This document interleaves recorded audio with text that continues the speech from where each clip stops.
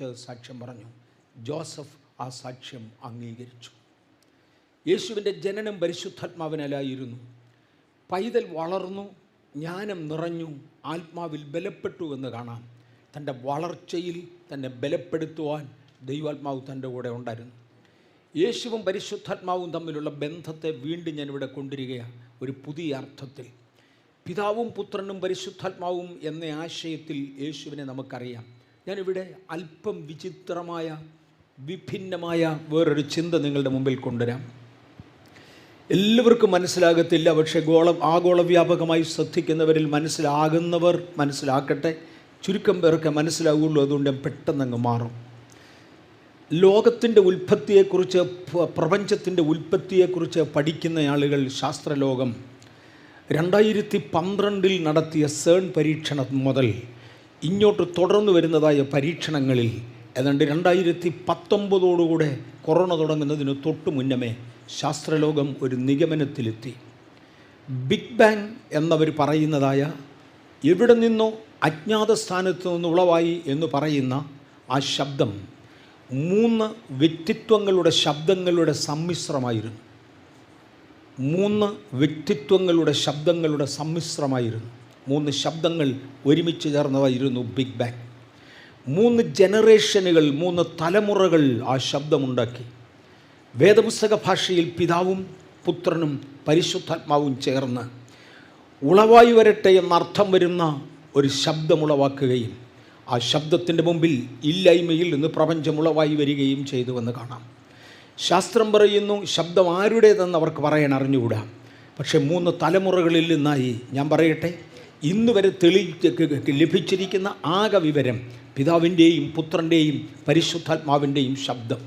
3 ജനറേഷനായി അവരെ തിരിച്ചുകൊണ്ട് ശാസ്ത്രം നമ്മുടെ മുമ്പിൽ അവതരിപ്പിക്കുമ്പോൾ ഇവർ തമ്മിലുള്ള ബന്ധത്തെയാണ് വേറൊരളവിൽ ഞാൻ കൊണ്ടുവരുന്നത്.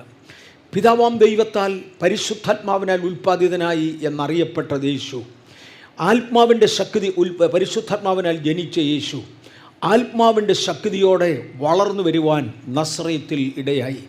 പൈതൽ വളർന്നു, ജ്ഞാനം നിറഞ്ഞു, ആത്മാവിൽ ബലപ്പെട്ടു. യേശുവെ, അങ്ങയുടെ ജനനം ആത്മാവിൽ നിന്നാണെങ്കിൽ അങ്ങയെ ബലപ്പെടുത്തിയതും ആത്മാവ് തന്നെയാണ്. ഇന്ന് കൃപയിൽ ജനിച്ച ദൈവ പൈതലെ, കൃപയിൽ വളരുവാൻ കർത്താവ് നമുക്ക് കൃപ തരട്ടെ. എവിടെ നാം ജനിച്ചോ അവിടെ നാം വളരുവാൻ കർത്താവ് നമുക്ക് കൃപ തരട്ടെ. അവിടെ ദൈവം നമ്മെ ബലപ്പെടുത്തട്ടെ. യേശു ആത്മാവിനാൽ ജനിച്ചു, ആത്മാവിനാൽ ബലപ്പെട്ടു. തുടർന്ന് ലൂക്കോസിൻ്റെ സുവിശേഷം 4-ാം അധ്യായത്തിൻ്റെ 1-ാമത്തെ വാക്യത്തിൽ ആത്മാവ് അവനെ നടത്തി.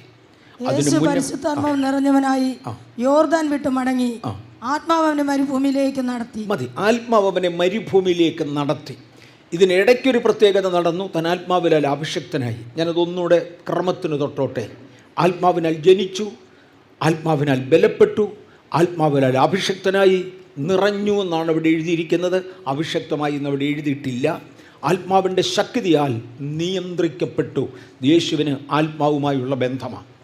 ഇത്രയും ബന്ധങ്ങളായി കഴിഞ്ഞപ്പോൾ യേശു തീരുമാനിച്ചു, ഇനി തൻ്റെ മേൽ പകർന്നതിനെ പരസ്യപ്രഖ്യാപനം ചെയ്യണം. ജനിച്ചപ്പോൾ താൻ പരസ്യപ്രഖ്യാപനം ചെയ്തില്ല. വളർന്നപ്പോൾ താൻ പരസ്യപ്രഖ്യാപനം ചെയ്തില്ല. അഭിഷക്തനായപ്പോൾ താൻ പരസ്യപ്രഖ്യാപനം ചെയ്തില്ല. പകരം സ്വർഗം പരസ്യപ്രഖ്യാപനം ചെയ്തു. എന്നാൽ ആത്മശക്തിയാൽ നയിക്കപ്പെട്ടുകൊണ്ടിരുന്ന് സാത്താനെ ജയിച്ചു കഴിഞ്ഞപ്പോൾ യേശു പറഞ്ഞു, ഇനിയും പരസ്യപ്രഖ്യാപനം ചെയ്യണം. പരസ്യപ്രഖ്യാപനത്തിന് ഒരുങ്ങേണ്ടത് ജയിച്ചവരാണ് എന്ന് ഞാൻ ഓർമ്മിപ്പിക്കട്ടെ.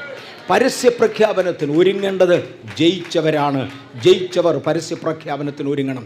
യേശു ഒരു പരസ്യപ്രഖ്യാപനം നടത്തുവാൻ യെരുശലേമിലെ ദേവാലയത്തിലേക്ക് എത്തി. അവൻ വളർന്ന നസ്രയത്തിലെത്തി. തൻ്റെ ദേവാലയത്തിൽ തൻ്റെ പതിവ് പോലെ, അങ്ങനെയാണെങ്കിൽ പരിശുദ്ധാത്മാഭിഷേകം പ്രാപിക്കുന്നതിന് മുമ്പേ ഈ പതിവുണ്ട്. നസ്രയത്തിൽ വളർന്ന കാലത്ത് പരിചയമുണ്ട്. ആത്മാവിനാൽ അഭിഷക്തനാകുന്നതിന് മുന്നമേ ഈ പരിചയമുണ്ട്. എന്താണ് പരിചയം? ദേവാലയത്തിൽ എഴുന്നേറ്റ് നിന്ന് തിരുവചനം വായിക്കുക. പതിവ് പോലെ തിരുവചനം വായിക്കേണ്ടതിനായി അവിടെ എത്തി. യെരുശലേമിൽ യഹൂദന്മാരുടെ ഇടയിൽ എൻ്റെ അറിവോളം, കറക്റ്റായ അറിവാണ്, വേദപുസ്തകത്തിൻ്റെ പഴയ നിയമത്തിൻ്റെ കോപ്പികൾ എടുത്തുകൊണ്ട് നടക്കുവാൻ അവർക്ക് അനുവാദമില്ല. കാരണം ഓരോ ചുരുളിൻ്റെ ഭാരം വലുതാണ്. ഓരോ ചുരുളിൻ്റെ ഭാരം വലുതാണ്. ഏറ്റവും ചെറിയ ചുരുളുകളുണ്ട്. വേദപുസ്തകത്തിൽ 2 ഇനം ചുരുളുകളാണ് ഉപയോഗിച്ചിട്ടുള്ളത്. ഒന്നിനെ ചെറിയ സ്ക്രോളെന്നും മറ്റേതിനെ വലിയ സ്ക്രോളെന്നും വിളിക്കും. ചെറിയ സ്ക്രോളിൻ്റെ ഭാരം 15 കിലോഗ്രാമും വലിയ സ്ക്രോളിൻ്റെ ഭാരം 25 കിലോഗ്രാമുമാണെന്ന് ജനറൽ നോളജിൽ നിന്ന് കേട്ടിട്ടുണ്ട്. ചെറിയ സ്ക്രോളുകളിലാണ് സങ്കീർത്തന പുസ്തകങ്ങൾ എഴുതിയത്. അതുകൊണ്ട് ഒരു സ്ക്രോളിൽ തികയാതെ വന്നു, പല സ്ക്രോളുകളിൽ എഴുതേണ്ടതായി വന്നു. വലിയ സ്ക്രോളിലാണ് യെശയ്യാവിൻ്റെ പുസ്തകം എഴുതിയത്, യെരമ്യാവിൻ്റെ പുസ്തകം എഴുതിയത്, എസെക്കിയേലിൻ്റെ പുസ്തകം എഴുതിയത്. 25 കിലോഗ്രാം വീതം ഭാരമുള്ള വലിയ സ്ക്രോളുകളിലാണ് അത് എഴുതിയിരിക്കുന്നത്. പക്ഷേ ശമൂവേലിൻ്റെ 1-ാം പുസ്തകവും 2-ാം പുസ്തകവും രണ്ടായി വേർതിരിക്കുവാനുള്ള കാരണം, രാജാക്കന്മാരുടെ 1-ാം പുസ്തകവും 2-ാം പുസ്തകവും രണ്ടായി വേർതിരിക്കുവാനുള്ള കാരണം ഒരു വലിയ സ്ക്രോൾ ഒഴിവാക്കി 2 ചെറിയ സ്ക്രോളുകൾ ഉണ്ടാക്കാൻ വേണ്ടിയാണ്. രാജാക്കന്മാരുടെ 1-ഉം 2-ഉം പുസ്തകങ്ങൾ വായിച്ചാൽ ഒരൊറ്റ എഴുത്തിൻ്റെ കണ്ടിന്യൂവിറ്റിയാണെന്ന് കാണാം. പക്ഷേ എന്തുകൊണ്ട് ഇത് രണ്ടാക്കി 2 ചെറിയ സ്ക്രോളുകളിലാക്കുക? വലിയ ഒരു സ്ക്രോൾ എടുത്തുകൊണ്ട് നടക്കുന്നത് ബുദ്ധിമുട്ടാകയാൽ 2 ചെറിയ സ്ക്രോളുകളിലാക്കുക, ചെറുതുപോലും വലുതുപോലും. ശബത്ത് നാളിൽ ഇതിൽ ഒന്നും പൊക്കാനൊക്കത്തില്ല. കാര്യം ശബത്ത് നാൾ അവർ വിശുദ്ധിയോടെ പരിപാലിക്കുന്ന, സ്വന്തമായി ജോലി ചെയ്യാൻ പാടില്ലാത്ത, അധ്വാനിക്കാൻ പാടില്ലാത്ത ഒരു നാളാണ്. യേശു പതിവ് പോലെ ശബത്തിൽ ദേവാലയത്തിലെത്തി. ദേവാലയത്തിൽ തിരുവചനം വായിച്ചേ മതിയാകും. മോശയുടെ പ്രമാണത്തിൽ നിന്ന് മാത്രമേ വായിക്കാനൊക്കത്തുള്ളൂ. യെരുശലേമിൽ ദേവാലയത്തിനകത്ത് ശബത്ത് നാളിൽ മോശയുടെ പുസ്തകമല്ലാതെ വേറൊന്നും വായിക്കാൻ അവർക്ക് അനുവാദമില്ല. ഞാൻ ചരിത്രത്തിൽ നിന്ന് എടുത്തുകൊണ്ടിരിക്കുകയാണ്. എവിടെയെങ്കിലും ചെക്ക് ചെയ്യാം, ആവശ്യമുള്ളവർക്കത് നോക്കാം. മോശയുടെ ന്യായപ്രമാണമല്ലാതെ വേറൊന്നും വായിക്കാനൊക്കത്തില്ല. ഒരു സൂചന പുതിയ നിയമത്തിൽ കിടപ്പുണ്ട്. ന്യായപ്രമാണം ശബത്ത് തോറും പള്ളികളിൽ വായിച്ചു വരുന്നുവല്ലോ എന്ന് അപ്പോസ്തല പ്രവൃത്തികളുടെ പുസ്തകം 15-ാം അധ്യായത്തിൽ ഒരു സൂചന കിടപ്പുണ്ട്. അത് ഞാൻ ഇടയ്ക്കൊന്ന് കയറി തൊട്ടോട്ടെ, അത് ഇടയ്ക്കൊന്ന് തൊടുന്നത് ആവശ്യമാണ്. യഹൂദന്മാർ ജാതികളിൽ നിന്നും സ്നാനപ്പെട്ടവരെ, ഇന്നലെ ജാതി എന്നുള്ളതിൻ്റെ നിർവചനം ഞാൻ പറഞ്ഞു. ദൈവത്തെ പൂർണ്ണ ഹൃദയത്തോടെ അനുസരിക്കാതെ വീണുപോയ ദൂതന്മാരെയാണ് ജാതികൾ എന്ന് പ്രാരംഭത്തെങ്കിൽ വിളിച്ചിരുന്നത്. പിന്നത്തേതിൽ അവരെ ആരാധിക്കുവാനും അവരെ അനുഗമിക്കുവാനും അവരുടെ സ്വഭാവങ്ങളും ഉപദേശങ്ങളും അംഗീകരിക്കുവാനും പോയ മനുഷ്യരെയും ജാതികൾ എന്ന് വിളിച്ചുവെന്ന് മാത്രം. ജാതികളിൽ നിന്ന് ക്രിസ്തുവിലേക്ക് വന്നവർ എന്തൊക്കെ ചെയ്യണം, അവർ ചേലാകർമ്മത്തിന് അധീനരാകണമോ എന്നതായിരുന്നു അപ്പോസ്തലന്മാരുടെ ഇടയിൽ വന്ന ഒന്നാമത്തെ ചോദ്യം. അന്ന് അപ്പോസ്തല പ്രവൃത്തികളുടെ പുസ്തകം 15-ാമത്തെ അധ്യായത്തിൽ അപ്പോസ്തലന്മാരും പരിശുദ്ധാത്മാവും ചേർന്നിരുന്ന് അവരൊരു നിഗമനത്തിൽ എത്തിയ ശേഷം പറഞ്ഞു, കേവലം 4 കാര്യങ്ങൾ മാത്രം ജാതികളിൽ നിന്ന് വരുന്നവർ ശ്രദ്ധിച്ചാൽ മതി. നമ്മുടെ ആളുകളും ഇന്ന് പറയാറുണ്ട്, നമുക്ക് നിസ്സാര കാര്യങ്ങളേ ഉള്ളൂ, എല്ലാം രക്ഷിക്കപ്പെട്ടതല്ലേ, യേശു കാൽവരിയിൽ മരിച്ചതല്ലേ, കൃപയല്ലേ, കൂടുതൽ കാര്യങ്ങളൊന്നും സൂക്ഷിക്കേണ്ടതില്ല എന്നിങ്ങനെയൊക്കെ പറയാറുണ്ട്. അതേ ആശയം അന്ന് പൗലോസും പറഞ്ഞിരുന്നു. പക്ഷെ പൗലോസ് അവിടെ കൊണ്ട് നിർത്തിയില്ല എന്ന് മാത്രം ഞാൻ ഓർമ്മിപ്പിക്കട്ടെ. അവരുടെ സഭയിലേക്കുള്ള ആരംഭത്തിന് എന്തു വേണം? എല്ലാവരും കൂടെ ചേർന്ന് ഒരു പ്രമാണം എഴുതി ഉണ്ടാക്കി. നിങ്ങൾ ആരാധിക്കുവാൻ വേണ്ടി വരുമ്പോൾ, സ്നാനമേൽക്കുമ്പോൾ വിഗ്രഹാർപ്പിതം, മാലിന്യങ്ങൾ ചിലതെല്ലാം വിടണം. 4 കാര്യങ്ങൾ മാത്രം നിങ്ങൾ ഉപേക്ഷിച്ചാൽ മതി, ഇതിലധികമായി ഇത് യാതൊന്നും വേണ്ട, ശുഭമായിരിപ്പീൻ എന്നെഴുതി. എഴുതിയ അപ്പോസ്തലന്മാർ ചേർന്ന് പറയുന്നൊരു പദമുണ്ട്, പിള്ളേരങ്ങോട്ട് തുടങ്ങട്ടെ. ന്യായപ്രമാണം ശബത്തുതോറും പള്ളികളിൽ വായിച്ചു വരുന്നുണ്ടല്ലോ, അവർക്ക് വിവരം മനസ്സിലാവും. ഒരു കുറെ കഴിഞ്ഞപ്പോൾ പൗലോസ് പതുക്കെ എഴുതാൻ തുടങ്ങി. നിങ്ങൾക്കറിയാമോ, മദ്യപാനി ദൈവരാജ്യം അവകാശമാക്കുകയില്ല. അല്ല പൗലോസെ, സ്നാനപ്പെടുത്താൻ നേരത്തെ എന്താ ഇത് പറയാഞ്ഞത്? മോനെ, തുടങ്ങാൻ അത് മതിയടാ, നീ മുന്നോട്ടൊന്ന് വളരണ്ടേ. തുടങ്ങുന്ന കാര്യമല്ല. ഇച്ചിരൂടെ കഴിഞ്ഞപ്പോൾ പറഞ്ഞു, വാവിഷ്ഠാനക്കാരൻ ദൈവരാജ്യം അവകാശമാക്കുകയില്ല. അയ്യോ പൗലോസെ, അത് നേരത്തെ പറഞ്ഞില്ലല്ലോ. കുറച്ചുകൂടെ കഴിഞ്ഞപ്പോൾ പറയുകയാണ്, ഈ അശുദ്ധമായതൊന്നും ഏതാണ്ട് ഒരു 20 കൂട്ടം കാര്യങ്ങളാണ് അദ്ദേഹം തന്നെ ഇങ്ങോട്ട് എടുത്തു പറയുന്നത്. മുതലായി ചേർച്ചയല്ലാത്തതൊന്നും നിങ്ങൾക്കരുത്, നിങ്ങളെ പെർഫെക്ഷനിലേക്ക് കൊണ്ടുപോകാനാ. അതിനുവേണ്ടി എന്തു വേണം? ന്യായപ്രമാണം ആഴ്ചതോറും പള്ളികളിൽ വായിച്ചു വരുന്നുണ്ട്, നിങ്ങൾ ശ്രദ്ധിച്ചോണം. ആഴ്ചതോറും പള്ളികളിൽ വായിച്ചു വരുന്ന ന്യായപ്രമാണം കേവലം മോശയുടെ 5 പ്രമാണങ്ങൾ മാത്രമാണ്. എന്നാൽ നസറയനാകുന്ന യേശു തൻ്റെ മേൽ പകർന്നിരിക്കുന്ന അഭിഷേകത്തെക്കുറിച്ച് പ്രഖ്യാപിക്കേണ്ടതിന് ദേവാലയത്തിലേക്ക് കയറുകയാണ്. അദ്ദേഹം ദേവാലയത്തിൽ വന്നു. ഇനിയും ദേവാലയത്തിൽ വായിക്കുന്ന പതിവ് യെശയ്യാ പ്രവാചകൻ്റെ പുസ്തകം വായിക്കാൻ അർഹതയുള്ളതല്ല. അത് ദേവാലയത്തിൽ വായിക്കാൻ പാടില്ല ശബത്തിൽ. പകരം ന്യായപ്രമാണമേ വായിക്കാവൂ. ന്യായപ്രമാണത്തിൻ്റെ ഭാരം, ഒരു പുസ്തകത്തിൻ്റെ ഭാരം 15 കിലോഗ്രാമാണ്. അത് ശനിയാഴ്ച പൊക്കിയെടുക്കാൻ ഒക്കത്തില്ല. അതുകൊണ്ട് അവരൊരു കാര്യം ചെയ്തു, അതാത് ദിവസങ്ങളിൽ വായിക്കേണ്ട, അതാത് ശനിയാഴ്ചകളിൽ വായിക്കേണ്ട പാഠഭാഗം നേരത്തെ തിരഞ്ഞെടുക്കും.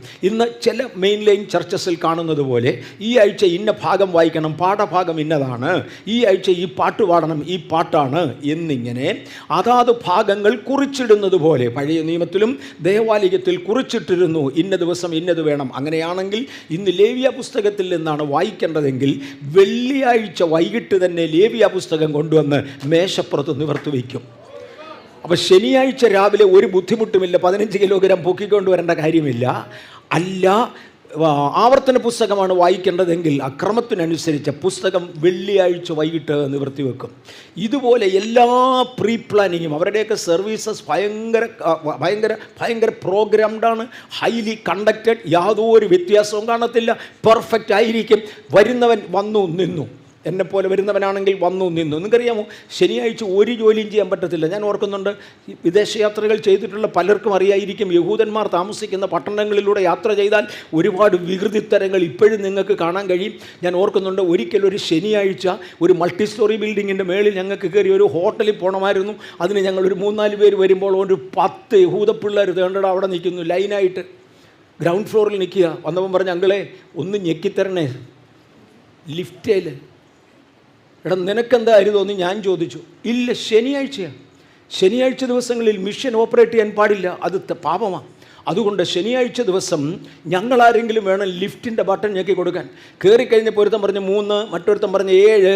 അവനവന് പോകേണ്ടടുത്ത് ഞെക്കാണ് ഞങ്ങളുടെ പണി. കാരണം ഇന്നൊരു ശബത്ത് ദിവസമാണ്, യഹൂദൻ ചെയ്യാനൊക്കത്തില്ല. അവനാണോ ലേവ്യ പുസ്തകം 15 കിലോഗ്രാം പൊക്കിക്കൊണ്ട് വരുന്നത്? എല്ലാം ഹൈലി അറേഞ്ച് വെച്ചിരിക്കുന്ന സാഹചര്യത്തിൽ എൻ്റെ യേശു വന്നു നിന്നേച്ച് പുസ്തകം സൂക്ഷിപ്പുകാരനെ നോക്കി, ലൈബ്രറിയൻ, ഇന്നത്തെ ഭാഷയിൽ ലൈബ്രറിയനെ നോക്കിയേച്ച് ഒരൊറ്റ വിളി, കൊണ്ടുപോയ യേശയ്യാവിൻ്റെ പുസ്തകം. ജനം കണ്ണുമിഴിച്ചു. പതിവ് പോലെയാണ് ദേവാലയത്തിൽ വന്നതെങ്കിലും പതിവിന് വിപരീതമായ ഒരു കാര്യം ചെയ്യാൻ പോകുകയാണ്. പതിവിന് വിപരീതമായ ഒരു അഭിഷേകം നടന്നിരിക്കുന്നു. സാധാരണ ഇവിടുത്തെ പുരോഹിതന്റെ വലത്തെ കാതിൻ്റെ മേൽ തൊട്ടുപരട്ടി അല്പം എണ്ണയുടെ അഭിഷേകവുമായി ആ മനുഷ്യൻ വന്നു നിൽക്കുമ്പോൾ, ഇന്ന് ഞാൻ ഇവിടെ നിൽക്കുന്നത് അങ്ങനെയല്ല. യഹോവയായ ദൈവം തൻ്റെ ആത്മാവിനെ എൻ്റെ മേൽ പകർന്നിരിക്കുകയാണ്. തൊട്ടുപരട്ടി അഭിഷേകവുമായി കേവലം നിസ്സാര കാര്യങ്ങൾ മാത്രം ചെയ്യുമ്പോൾ എൻ്റെ മേലുള്ള ആത്മാവിൻ്റെ അഭിഷേകത്താൽ കുരുടന്മാർക്ക് കാഴ്ച കൊടുക്കുവാൻ, ബദ്ധന്മാരെ വിടുവിച്ചെടുക്കുവാൻ, അന്ധകാരത്തിലിരിക്കുന്നവരെ പ്രകാശത്തിലേക്ക് വിളിക്കുവാൻ, ഒരു സമൂല പരിവർത്തനത്തിനായി സ്വർഗത്തിന് ഒരു ഉപകരണത്തെ ആവശ്യമാണ്. ഞാൻ ഇന്ന് ദൈവത്തിൻ്റെ ഉപകരണമാണ്. അതുകൊണ്ടാണ് എൻ്റെ മേൽ ഒരഭിഷേകത്തിന് വേണ്ടി യേശു വന്നു. ആ പഴയ പുസ്തകം തള്ളി മാറ്റി. ഞാൻ തുടർന്നുള്ള ഭാഗങ്ങൾ വായിക്കണമെങ്കിൽ വായിക്കാം, വായിക്കാതെ നിങ്ങൾക്കറിയാം, ഞാനത് തെറ്റാതെ പറഞ്ഞോളാം. യേശു ലൈബ്രറിയൻ കൊണ്ടുവന്ന പുസ്തകം വാങ്ങി. ലൈബ്രറിയൻ എന്നെ റൈറ്റിലാണ് ഇത് എടുത്തുകൊണ്ട് വന്നേ. അവനറിയത്തില്ലയോ നാളെ ഈ ദേവാലയത്തിൽ ശുശ്രൂഷ ചെയ്യേണ്ടതാ ഈ പുരോഹിതനും ആ പുരോഹിതനും അവൻ്റെ ഇടത്തേക്കിരിക്കും വലത്തേക്കിരിക്കും ഇടിക്കുമെന്ന്. എന്ത് കണ്ടുകൊണ്ടാണോ ഇയാൾ പറഞ്ഞതിൻ്റെ പുറകെ ചാടിയത്? എളുവരും എനിക്ക് പിടിച്ചു നിൽക്കാൻ കഴിയാത്ത ഒരു സാഹചര്യം ഉണ്ടായി. അഭിഷക്തൻ്റെ വാക്കിൽ ഒരു ശക്തിയുണ്ട്. അഭിഷക്തൻ്റെ വാക്കിൽ ഒരു പ്രത്യേക ആജ്ഞാസ്വരമുണ്ട്.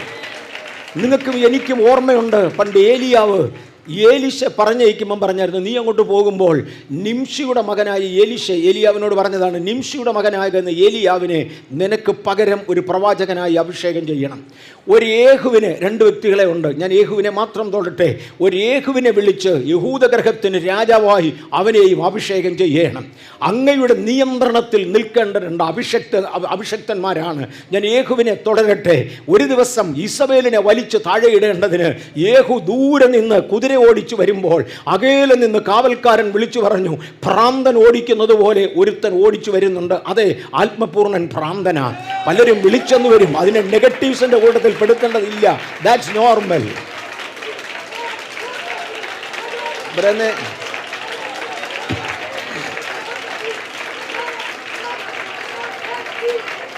ഞാൻ പറയുന്നത്, ആരെങ്കിലും ഒരു ആത്മപൂർണ്ണനെ ഭ്രാന്തനെന്നൊന്ന് വിളിച്ചാൽ അത് നെഗറ്റീവ് ഒന്നുമല്ല, അത് കോമണാ, നോർമലാ, അത് വെറും നോർമലാ.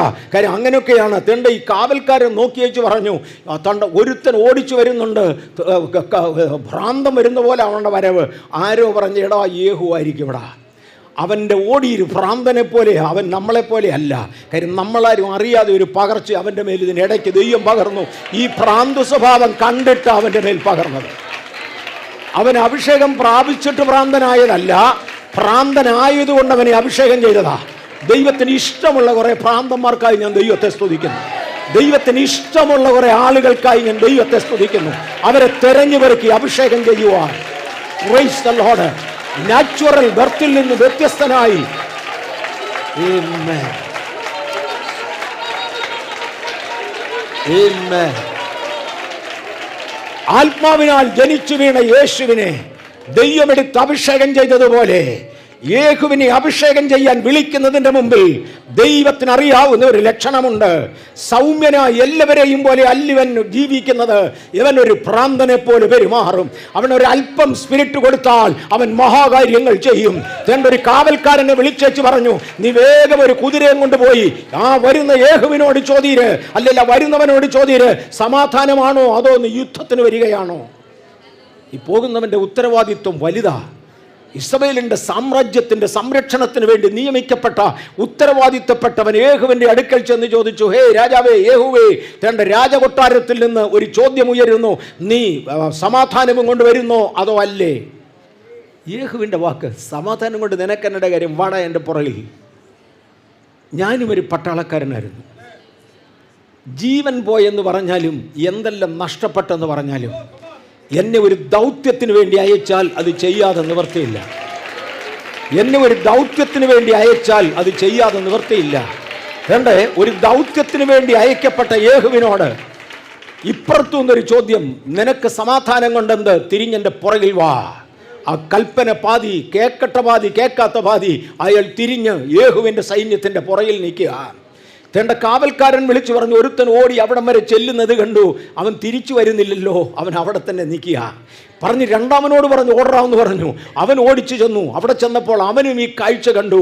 അവനോടും ചോദിച്ചു, നീ സമാധാനവും കൊണ്ട് വരുന്നോ?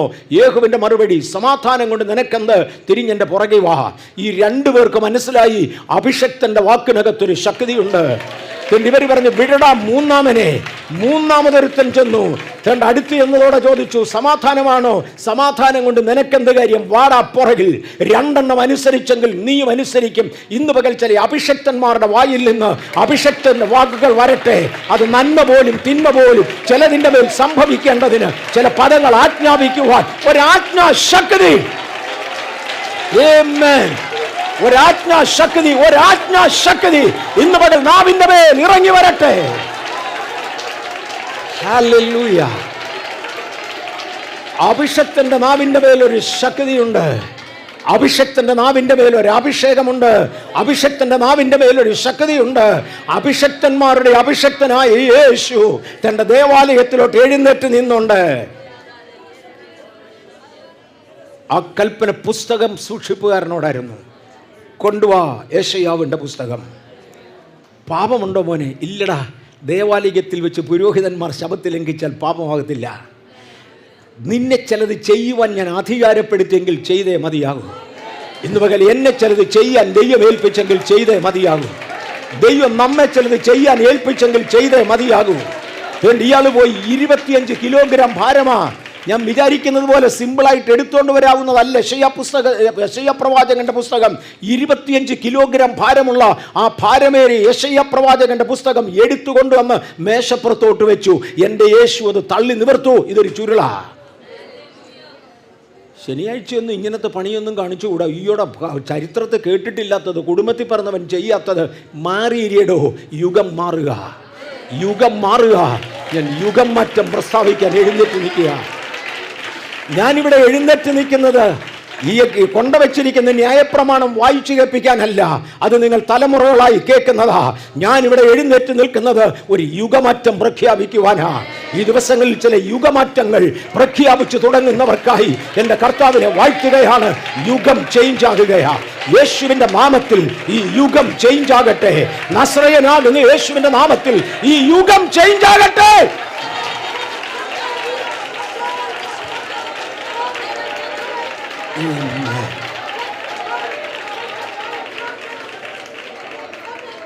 യുഗം ചേഞ്ച് ചെയ്യേണ്ടതിന് യേശു എഴുന്നേറ്റു. യെശയ്യാ പ്രവാചകന്റെ പുസ്തകത്തിൽ നിന്ന് തള്ളി തള്ളി തള്ളി തള്ളി തനിക്ക് വായിക്കേണ്ട ഭാഗം വരെ തുറന്നു. അവിടെ കണ്ടാൽ എന്ന് എഴുതിയിരിക്കുന്ന ഭാഗം കണ്ടു. വായിച്ചെന്നവിടെ എഴുതിയിട്ടില്ല. പിന്നെ പുസ്തകം മടക്കി പുസ്തകം സൂക്ഷിപ്പുകാരൻ്റെ കയ്യിൽ കൊടുത്തു. ഇത് വായിച്ചതായിട്ട് എഴുതിയിട്ടില്ല, പക്ഷെ സാമാന്യ ബുദ്ധി കൊണ്ട് നമുക്കെല്ലാം അറിയാം വായിച്ചതാണ്. നിങ്ങൾ ഇന്ന് കേട്ടതുപോലെ എന്ന് യേശു എടുത്തു പറയുന്നുണ്ട്. അപ്പം വായിച്ചതുമാണ്, അവർ കേട്ടതുമാണ്. പിന്നെ എന്താ ഇത് പറയാഞ്ഞത്? വായിച്ച കാര്യം. ഇവിടെ എഴുതാത്ത എന്തൊക്കെയോ കാര്യങ്ങൾ സംഭവിച്ചിട്ടുണ്ട്. അതിൽ ഒന്നാമത്തേത് വായിച്ചു എന്നുള്ളത് തന്നെയാണ്. ഇവിടെ എഴുതാത്ത എന്തൊക്കെയോ സംഭവിച്ചിട്ടുണ്ട്. യേശു തള്ളി തള്ളി തള്ളി വന്ന് തന്നെക്കുറിച്ച് എഴുതിയിരിക്കുന്ന പ്രവചന ഭാഗത്തിൽ വായിക്കേണ്ടത് മാത്രം വായിച്ചു. ഇന്ന് നിങ്ങൾക്ക് ആവശ്യമുള്ളത് മാത്രം. ന്യായവിധിയെക്കുറിച്ച് യേശു വായിച്ചില്ല. ഈ ദരിദ്രന്മാരോട് സുവിശേഷം അറിയിപ്പാൻ യഹോവ എന്നെ അഭിഷേകം ചെയ്തിരിക്കയാൽ അവൻ്റെ ആത്മാവ് എൻ്റെ മേൽ ഇരിക്കുന്നു, ബദ്ധന്മാർക്ക് വിടുതലും പീഡിതന്മാർക്ക് സ്വാതന്ത്ര്യവും കുണ്ടറയിൽ ഇരിക്കുന്നവർക്ക് വിടുതലും ഞാൻ കൽപ്പിക്കുന്നു എന്ന് മാത്രം. ദൈവത്തിൻ്റെ പ്രസാദവർഷം പ്രസംഗിപ്പാൻ എന്നെ അഭിഷേകം ചെയ്തിരിക്കുന്നു. ദൈവത്തിൻ്റെ പ്രസാദവർഷം പ്രസംഗിക്കുന്ന കാര്യം മാത്രമേ പറഞ്ഞുള്ളൂ. ദൈവത്തിൻ്റെ ന്യായവിധിയെക്കുറിച്ച് അവിടെ പറഞ്ഞില്ല. അതും കൂടെ ചേർത്ത് എഴുതിയിരിക്കുന്നതാണ്. ആ വാക്യത്തിൻ്റെ പകുതി വായിച്ചു നിർത്തി. എന്നൊക്കെ സംസ്കാരമാപ്പ യേശുവിന്. ഒരു വാക്യം വായിക്കുമ്പോൾ വായിക്കേണ്ട പകുതി മാത്രം, മറ്റേ പകുതി വേണ്ട. മോനെ, അത് നിനക്കല്ല, അത് വേറൊരുത്തൻ ആപ്ലിക്കബിളാ. അവൻ ആപ്ലിക്കബിൾ, നിനക്കെന്തിനാ വായിക്കുന്നേ? അവന് സംഭവിക്കേണ്ട നിന്നോടെന്തിനാ പറയുന്നത്? വാക്യം പകുതിക്ക് മുറിച്ചതല്ല മോനെ, ആ പകുതിയെ നിനക്കൊള്ളൂ, അത് നിന്നോട് പറയുവാൻ വേണ്ടിയാ. ഞാനൊരു പൊതുസ്ഥലത്ത് നിന്നുകൊണ്ടാണ് സംസാരിക്കുന്നത് എന്നെനിക്ക് നന്നായി അറിയാം. ഞാനിവിടെ ഇതിനകത്തിരിക്കുന്നവരെ കൊണ്ട് മാത്രമല്ല, ഈ പട്ടണത്തിൻ്റെ സ്റ്റേറ്റിൻ്റെ ക്യാപിറ്റലിൽ നിന്നാണ് പറയുന്നതെന്ന് എനിക്കറിയാം. എന്നാൽ ഞാൻ കേട്ടിട്ടുള്ള ഒരു കാര്യം, നമ്മുടെ അടുക്കൽ തോന്നിയാമല എന്ന് പറയുന്നൊരു സ്ഥലമുണ്ട്. തോന്നിയാമല സംഭവിച്ച ഒരു കാര്യത്തെക്കുറിച്ച് 2 വ്യക്തികൾ എന്നോട് പറഞ്ഞിട്ടുണ്ട്. അതിലൊരാൾ പാസ്റ്റർ പോൾ ഗോപാലകൃഷ്ണ. എൻ്റെ ഓർമ്മയിൽ നിന്ന് കേട്ടതിൻ്റെ മറ്റേയാൾ KK ചെറിയാനാണ്. ഞാൻ കേട്ടതിൽ നിന്ന് ഏറെക്കുറെ എൻ്റെ ഓർമ്മയിൽ നിന്ന് സംഗ്രഹിച്ച് ആ 2 ഭാഗങ്ങൾ മാത്രം ഞാൻ എടുക്കട്ടെ. ഒരു ദിവസം എൻ്റെ ഓർമ്മയിൽ നിന്ന് മാത്രമാണ് ഞാൻ പറയുന്നത്. വർഷങ്ങൾക്ക് മുമ്പേ കേട്ടതാണ്. അങ്ങോട്ടോ ഇങ്ങോട്ടോ ചെറിയ വ്യത്യാസം ഉണ്ടെങ്കിൽ I will be sorry for that. ഒരിക്കൽ 2 പേരും എന്നോട് പറഞ്ഞത് ഒരേ ചരിത്രമാണ്. അതിനകത്ത് പോൾ ഗോപാലകൃഷ്ണൻ പറഞ്ഞ വാചകം ഇങ്ങനെയാണ്: പ്രായമുള്ള ഒരു അപ്പച്ചൻ ഒരിക്കൽ സ്നാനപ്പെടാൻ വേണ്ടി പാസ്റ്റർ പോളിൻ്റെ അടുക്കൽ വന്നു. ഉപദേശി, എനിക്കൊന്ന് സ്നാനപ്പെടണം. അപ്പച്ചൻ ഒരു മുണ്ടുടുത്തിട്ടുണ്ട്, ഒരു ഷർട്ട് ഇട്ടിട്ടുണ്ട്. അതിൻ്റെ മുകളിൽ ഒരു ടവൽ ഉപയോഗിച്ച് അദ്ദേഹത്തിൻ്റെ ഒരു കൈ മറച്ചിരിക്കുക. ഒരു കൈ മുഴുവനും കാണാം, വലത്തെ കൈ മറച്ചിരിക്കുക. ചില മിനിറ്റുകൾ സംസാരിച്ചപ്പോൾ മനസ്സിലായി വലത്തെ കൈ ഇല്ല, അത് മുറിഞ്ഞു പോയതാണ്. അതിൻ്റെ ബാക്കി ഒരു കഷണമേ ഉള്ളൂ, അതുകൊണ്ടാണ് ഇതിങ്ങനെ ഇട്ടിരിക്കുന്നത്. സംസാരിച്ചുകൊണ്ടിരിക്കുന്ന കൂട്ടത്തിൽ പാസ്റ്റർ പോൾ ഗോപാലകൃഷ്ണൻ ചോദിച്ചു, അപ്പച്ചൻ്റെ ഈ കൈക്ക് എന്നാ പറ്റി? അദ്ദേഹം പറഞ്ഞു, മോനെ, അതൊരു ചരിത്രമാണ്. ഞങ്ങളുടെ നാട്ടിൽ ആദ്യമേ ഒരു പെന്തക്കോസ്ത് ഉപദേശി വന്നു. അയാളൊരു പന്തലുമൊക്കെ ഇട്ട് അവിടെ ഇരുന്ന് ഉപവസിക്കുകയോ പ്രാർത്ഥിക്കുകയോ പാടുകയോ ഒക്കെ ചെയ്തു. ഞങ്ങൾക്കാർക്കും ശല്യമൊന്നും ഇല്ലായിരുന്നു. അവരെങ്ങനെ തമ്പേറടിച്ച് വെച്ച് പോട്ടെ, നമുക്ക് വിരോധമില്ല. പക്ഷെ കുറേ നാൾ കഴിഞ്ഞപ്പോൾ ഞങ്ങളുടെ കൂട്ടത്തിൽ നിന്ന് ഉന്നത കുലജാലനായ അദ്ദേഹം പറയാണ്, ഞങ്ങളുടെ കൂട്ടത്തിൽ നിന്നൊരു മാന്യമായ കുടുംബത്തിലെ ഒരു പെണ്ണ് പോയി ഇയാളുടെ കൂടെ കൂടി. അവളെ തിരിച്ചു പിടിക്കാൻ നോക്കിയിട്ട് അവൾ തിരിച്ചു വരത്തില്ല. അങ്ങനെ വന്നപ്പോൾ തീരുമാനിച്ചു, എന്നാൽ ഇവരുടെ പ്രസ്ഥാനം നിർത്തുക തന്നെ. എന്നെക്കൊണ്ട് നിർത്താൻ കഴിയുമെന്നാണ് അപ്പച്ചൻ ഓർത്തത്. അന്ന് പെന്തിക്കോസിലെല്ലാം കൂടെ 100-200 പേര് കാണും കേരളത്തിൽ. ഇന്നത്തെ പോലൊന്നും അല്ല. അപ്പച്ചൻ ഓർത്ത ഇപ്പോൾ അങ്ങ് ഞെക്കി കൊന്നുകളയുമെന്നാണ്. അതുകൊണ്ട് അപ്പച്ചൻ പതുക്കെ എഴുന്നേറ്റു, ഇവരെ കൊന്നുകളയാൻ തീരുമാനിച്ചു. ആരണ്ട് പറഞ്ഞ് അപ്പച്ചൻ ആരെയും കൊല്ലരുത്, കൊന്നാൽ ജയിലിൽ പോകും. അതിൻ്റെ ആവശ്യമില്ല, നന്നായിട്ടങ്ങ് തല്ലുക. ഒരു ദിവസം അവരുടെ ആരാധന മുറുകി നിൽക്കുന്ന സമയത്ത് പകൽ നോക്കി, ഒരു ഞായറാഴ്ച നോക്കി, തമ്പേറിൻ്റെ അടി ഇങ്ങനെ മുറുകി നിൽക്കുമ്പോൾ കർത്തൃമേശയൊക്കെ എടുത്ത് മേശപ്പുറത്ത് വെച്ചിരിക്കുമ്പോൾ അപ്പച്ചൻ്റെ വീട്ടുകാരിൽ ചിലരും അപ്പച്ചനും കൂടെ ചേർന്ന് പതുക്കെ അങ്ങോട്ട് ചെന്നു. അവരുടെ കുടുംബത്തിൽ നിന്ന് പോയ പെങ്കൊച്ചിനെ പിടിച്ച് 4 തല്ലി അവളെ വീട്ടിലേക്ക് ഓടിച്ചു വിട്ടു. ഇരുന്നവരെ ഒക്കെ തല്ലി, ഉപദേശിയെ പിടിച്ചു നിർത്തി തല്ലി അദ്ദേഹത്തിൻ്റെ കാലും കൈയും ഓടിച്ചു. ഒരു ഓടയുണ്ടായിരുന്നതിനകത്തോട്ട് ചവിട്ടി താഴ്ത്തി. എന്നിട്ട് കർത്തൃമേശ ആളുകൾക്ക് കൊടുക്കാൻ എടുത്തു വെച്ചിരുന്നത് എടുത്ത് പട്ടിക്കിട്ട് കൊടുത്തു. ആ നാടെല്ലാം നശിപ്പിച്ചു. ആ പന്തലിന് തീയും വെച്ചു. മിടുക്കനായി എന്നും പറഞ്ഞ് അപ്പച്ചൻ പോയി. കുറച്ച് ദിവസം കഴിഞ്ഞപ്പോൾ ഈ ഉപദേശിയെ ചികിത്സയ്ക്കുവാൻ നിവൃത്തിയില്ലാഞ്ഞതുകൊണ്ട് അദ്ദേഹവും സ്ഥലം മാറി അവിടുത്തെ പ്രവർത്തനം നിർത്തി തൻ്റെ സ്വന്തം സ്ഥലത്തേക്ക് പോയി. കുറച്ച് നാൾ കഴിഞ്ഞു സ്ഥലം മാറി വന്ന ഒരു മുസ്ലിം വിഭാഗത്തിൽപ്പെട്ട പോലീസ് ഇൻസ്പെക്ടർ അവിടെയുള്ള ചില്ലറ കള്ളന്മാരെ ഒതുക്കി വരുമ്പോൾ എന്തോ കൃഷി സാധനങ്ങൾ മോഷ്ടിച്ച ഒരു കള്ളനെ പിടികിട്ടി. അവനെ പിടിച്ച് 2 കൊടുത്തപ്പോൾ അവൻ പറഞ്ഞു, പൊന്നെ മന്നെ, എന്നെ തല്ലാതെ എൻ്റെ പിള്ളേർക്ക് പട്ടിണി ആയതുകൊണ്ട് കൊടുത്തതാ. ഇവിടെ വലിയ വീരന്മാരുണ്ട്, അങ്ങക്ക് കഴിയുമെങ്കിൽ അവരെ ഒന്ന് ഒതുക്ക്. അതാരടാന്ന് ചോദിച്ചു. ഉപദേശിയെ തല്ലി അപ്പച്ചൻ്റെ പേര് കൊടുത്തു. അങ്ങനെയാണെങ്കിൽ ഉപദേശയുടെ കയ്യിൽ നിന്നൊരു റിട്ടേൺ പെറ്റീഷൻ ഇല്ലാതെ അയാളെ തൊടാനൊക്കത്തില്ല. അയാൾ അല്പം കൂടെ വലുതാണ്. അതുകൊണ്ട് ഉപദേശയുടെ കയ്യിൽ നിന്നൊരു റിട്ടേൺ പെറ്റീഷന് വേണ്ടി ഉപദേശയുടെ അടുക്കൽ വന്ന് പറഞ്ഞു, ഉപദേശി ഇങ്ങനൊരു സംഭവം കേട്ട് നേരാണോ? അദ്ദേഹം പറഞ്ഞു, അതേ അമ്മനെ, ശരിയാ. അങ്ങനെയാണെങ്കിൽ തൻ്റെ ഈ ഒരു അപേക്ഷയുടെ അടിയിലോട്ടൊന്ന് സൈൻ ചെയ്തേക്കണം, ബാക്കി കാര്യം ഞാൻ ഏറ്റു. അദ്ദേഹം പറഞ്ഞു, ഇല്ല മനെ, ഇല്ല. അയന്ന അല്ല, കംപ്ലൈൻറ്റ് ഞാൻ കൊടുക്കേണ്ടടുത്ത് കൊടുത്തു. കംപ്ലൈൻറ്റ് ഞാൻ കൊടുക്കേണ്ടടുത്ത് കൊടുത്തു. അതിൻ്റെ താഴെ ഇനി ഒരു കംപ്ലൈൻറ്റ് ഇല്ല. അതിൻ്റെ താഴെ ഇനി ഒരു കംപ്ലൈൻറ്റ് ഇല്ല. തുടർന്ന് പെന്തക്കോസ്തുകാർ നാട്ടിൽ നിന്ന് പോയി. പെന്തക്കോസ്തുകാർ നാട്ടിൽ നിന്ന് പോയതിൻ്റെ 1 വർഷം തികയുന്ന സമയത്ത്, ഈ കഥ കേട്ടിട്ടില്ലേ? കേട്ടിട്ടില്ല? 2 വ്യക്തികളാണ് എന്നോട് ഇത് പറഞ്ഞത്. ഒന്നാമത്തെ പാസ്റ്റർ പോൾ ഗോപാലകൃഷ്ണൻ, അപ്പച്ചനെ സ്നാനപ്പെടുത്തിയത് പോൾ ഗോപാലകൃഷ്ണനാണ്. പാസ്റ്റർ കെ കെ ചെറിയാൻ ആ സ്ഥലവാസിയാണ്. അദ്ദേഹത്തിന് ഈ അപ്പച്ചനെ അറിയാം. ഇവർ 2 പേരും എന്നോട് പറഞ്ഞതാ. കെ കെ ചെറിയച്ചൻ പറഞ്ഞു, തോന്നിയാമല്ല. ഇവർ 2 പേരും പറഞ്ഞത്, ഈ പെന്തക്കോസ് ഉപദേശിയെ തല്ലി ഓടിച്ച് നാട്ടിൽ നിന്ന് പെന്തക്കോസ് പ്രസ്ഥാനം ചുട്ടുകരിച്ച് വിട്ടിട്ട്, അവരുടെ ഭാഷയിൽ അങ്ങനെയാ കാര്യം, പന്തലിന് തീ വെച്ചു. 1 വർഷം തികയുന്ന സമയം ആനിവേഴ്സറി ഒന്ന് കൊണ്ടാടാൻ അവർ തീരുമാനിച്ചു. വീട്ടിലെ ആളുകളെല്ലാം കൂടെ ഒരുമിച്ച് കൂടി കുറേ മീൻ പിടിക്കാൻ വേണ്ടി തോട്ടായിട്ടു. പന്നിയെ കൂടെ കിട്ടണം, അതിനുവേണ്ടി 2 പടക്കം കെട്ടി. ഇതെല്ലാം കൂടെ തലേ ദിവസം നടത്തേണ്ടതിന് വേണ്ടി എല്ലാം തയ്യാറാക്കി കൊണ്ട് വെച്ചു. ഒരു റൂമിനകത്ത് ഇതെല്ലാം വെച്ചേച്ച് ആണുങ്ങൾ ഒരിടത്തിരുന്ന് ഒരല്പം ചാരായം കുടിച്ചു. പെണ്ണുങ്ങൾ മാറിയിരുന്ന് സംസാരിച്ചുകൊണ്ടിരിക്കുമ്പോൾ കുശൃതി പിള്ളേർ കളിച്ചു നടന്ന കൂട്ടത്തിൽ ഒരു മുറിക്കകത്തൊരു ബാറ്ററിയും 2 വയറും കൂടി ഇരിക്കുന്നു. ഇതെന്നാന്നറിയാൻ വേണ്ടി ഒരു കുഞ്ഞ് എന്ന് ആ വയറെടുത്ത് ഈ ബാറ്ററിയിലോട്ട് തൊട്ടു. ഒന്ന് പൊട്ടി. പന്നിക്ക് വെച്ചിരുന്ന പടക്കമാണ്. അദ്ദേഹം പറഞ്ഞത്, ഞങ്ങളുടെ കുഞ്ഞുങ്ങളെ പൊട്ടിത്തെറിച്ചു. അടുത്ത ഭിത്തികളിൽ നിന്ന് അവരുടെ മാംസം പറിച്ചെടുക്കത്തക്കവണ്ണം അവരുടെ മാംസം ഭിത്തികളിൽ തറച്ചു. ഉപദേശി അന്ന് പോയതായി എൻ്റെ കയ്യ്. പെന്തിക്കോസുകാർ തോന്നിയാമല വളർന്നു. ഇനി ഒരുത്തം നോക്കിയാൽ അവരോട് ഒന്നും ചെയ്യാൻ ഇല്ലാത്തതുപോലെ തോന്നിയാമല വളർന്നു. പക്ഷെ എൻ്റെ കൈ പോയത് തിരിച്ചു വരത്തില്ല. ഇപ്പോഴെനിക്കും സുബോധമായി ഒന്ന് മുങ്ങണം. എനിക്ക് സുബോധമായി ഒന്ന് മുങ്ങണം. അനുഭവങ്ങൾ എത്ര എണ്ണം കണ്ണിൻ്റെ മുമ്പിൽ സാക്ഷിയായത്. ചിലതിനെ ആദ്യത്തെ തലമുറയിലല്ല ദൈവം തൊടുന്നത്, 2ാം തലമുറയിലായിരിക്കും. ചിലതിനെ 4ാം തലമുറയിലായിരിക്കും. ഒരു ശിക്ഷയാണെങ്കിൽ ആ തലമുറ കൊണ്ട് നടക്കും. ഒരു ശാപമാണെങ്കിൽ അനന്തര തലമുറകളാണ് വില മുടക്കുന്നത്. ഞാനത് ഒന്നുകൂടെ പറഞ്ഞോട്ടെ. ശിക്ഷയും ശാപവും തമ്മിൽ തിരിച്ചറിയുന്നതിൻ്റെ ഒരു ലക്ഷണം ഇതാണ്. ഞാൻ ശാപം എന്നൊരു സബ്ജക്റ്റ് എടുത്ത് പഠിക്കുന്നയാളാണ്. ശിക്ഷയും ശാപവും തമ്മിലുള്ള ഒരു വ്യത്യാസം ഇതാണ്. ഒരു ശിക്ഷയാണെങ്കിൽ ഒരു തലമുറ കൊണ്ട് തീരും, ഒരു ശാപമാണെങ്കിൽ ഒരു തലമുറ കൊണ്ട് തീരത്തില്ല. ആദമിന് ലഭിച്ചത് ശിക്ഷയല്ല, അത് ശാപമായിരുന്നതിനാൽ ഇന്നും തുടരുകയാ. ഔവയ്ക്ക് ലഭിച്ചിരുന്നത് ശിക്ഷയല്ല, അത് ശാപമാകയാൽ ഇന്നും തുടരുകയാ. പാമ്പിന് ലഭിച്ചിരുന്നത് ശിക്ഷയല്ല, ശാപമാകയാൽ അത് ഇന്നും തുടരുകയാ. ഇതിനകത്തിരിക്കുന്നവർ ശാപങ്ങളിൽ നിന്ന് രക്ഷപ്പെടുവാൻ ആവർത്തനത്തിൽ 30-ാം അധ്യായം പറയുന്ന ഒരു പദപ്രയോഗമുണ്ട്. അനുഗ്രഹവും ശാപവും, അർത്ഥാൽ ജീവനും മരണവും ഇതാ ഞാൻ നിന്റെ മുമ്പിൽ വയ്ക്കുന്നുവെന്നതിന് ആകാശത്തെയും ഭൂമിയെയും ഇന്ന് സാക്ഷിയായി വിളിച്ചു നിർത്തുന്നു. ഇന്ന് നീ തിരഞ്ഞെടുക്കുന്ന തിരഞ്ഞെടുപ്പ് നിനക്കും നിന്റെ അനന്ത തലമുറകൾക്കും ബാധകമാ.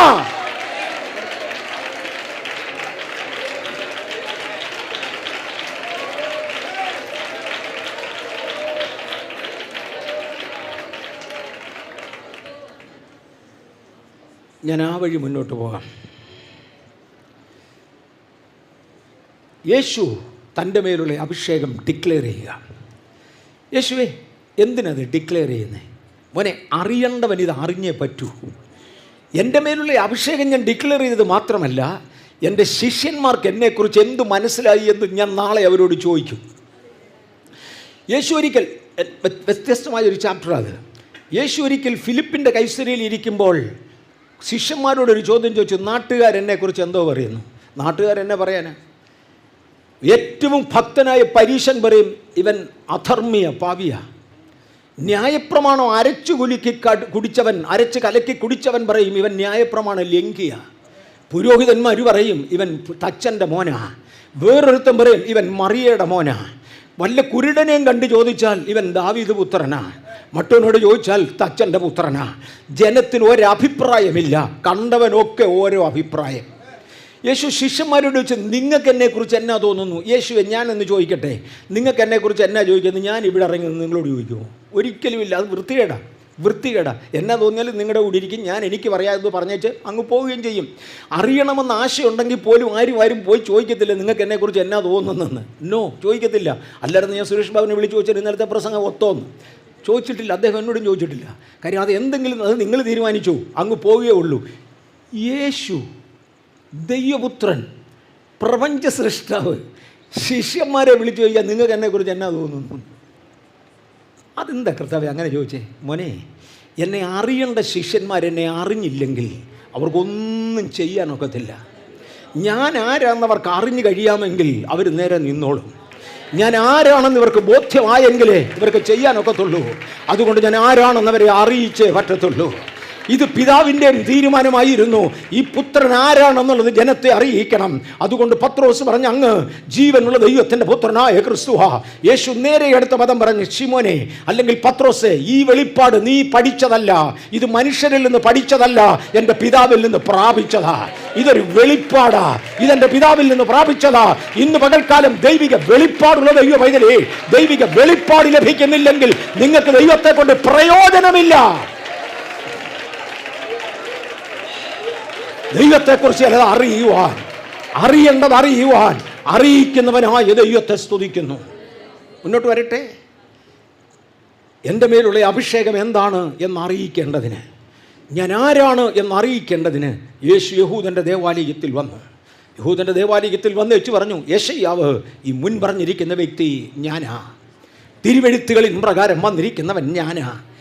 യേശു ഇത് വിളിച്ചു പറയുകയും അഭിഷേകത്തെക്കുറിച്ചുള്ള ഒന്നാമത്തെ പ്രസ്താവന ഔദ്യോഗികമായി വെളിയിൽ വന്നതോടെ ജനം രണ്ടായി തിരിഞ്ഞു.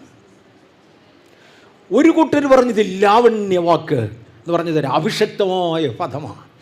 ഇത്ര ജ്ഞാനവും പരിജ്ഞാനവും ഈ സൗമ്യമായ വാക്കുകളും ഇവൻ എവിടുന്ന് കിട്ടി? ഇവൻ തച്ചൻ്റെ മോനല്ലേ? ഇവൻ്റെ സഹോദരന്മാർ നമ്മുടെ കൂടെ ഇല്ലേ? അവർക്കാർക്കും ഇല്ലാത്ത ഈ ജ്ഞാനം ഇവൻ എവിടുന്ന് വന്നു? ഇത് ദൈവത്തിങ്കിൽ നിന്ന് വന്നതാണ്, ഇത് വേറെ എന്തോ ഒന്നാ. അവൻ ഈ ലാവണ്യ വാക്കുകൾ നിമിത്തം അവനെ പുകഴ്ത്തി ഒരു വിഭാഗം ജനം അഭിഷേകത്തിന് അനുകൂലമായി തിരിഞ്ഞു. വേറൊരു കൂട്ടം ആളുകൾ പറഞ്ഞ്, തള്ളടാ അവനെ ഈ പള്ളിയിൽ നിന്ന്, അവനെ പള്ളി കയറ്റിയേക്കരുത്.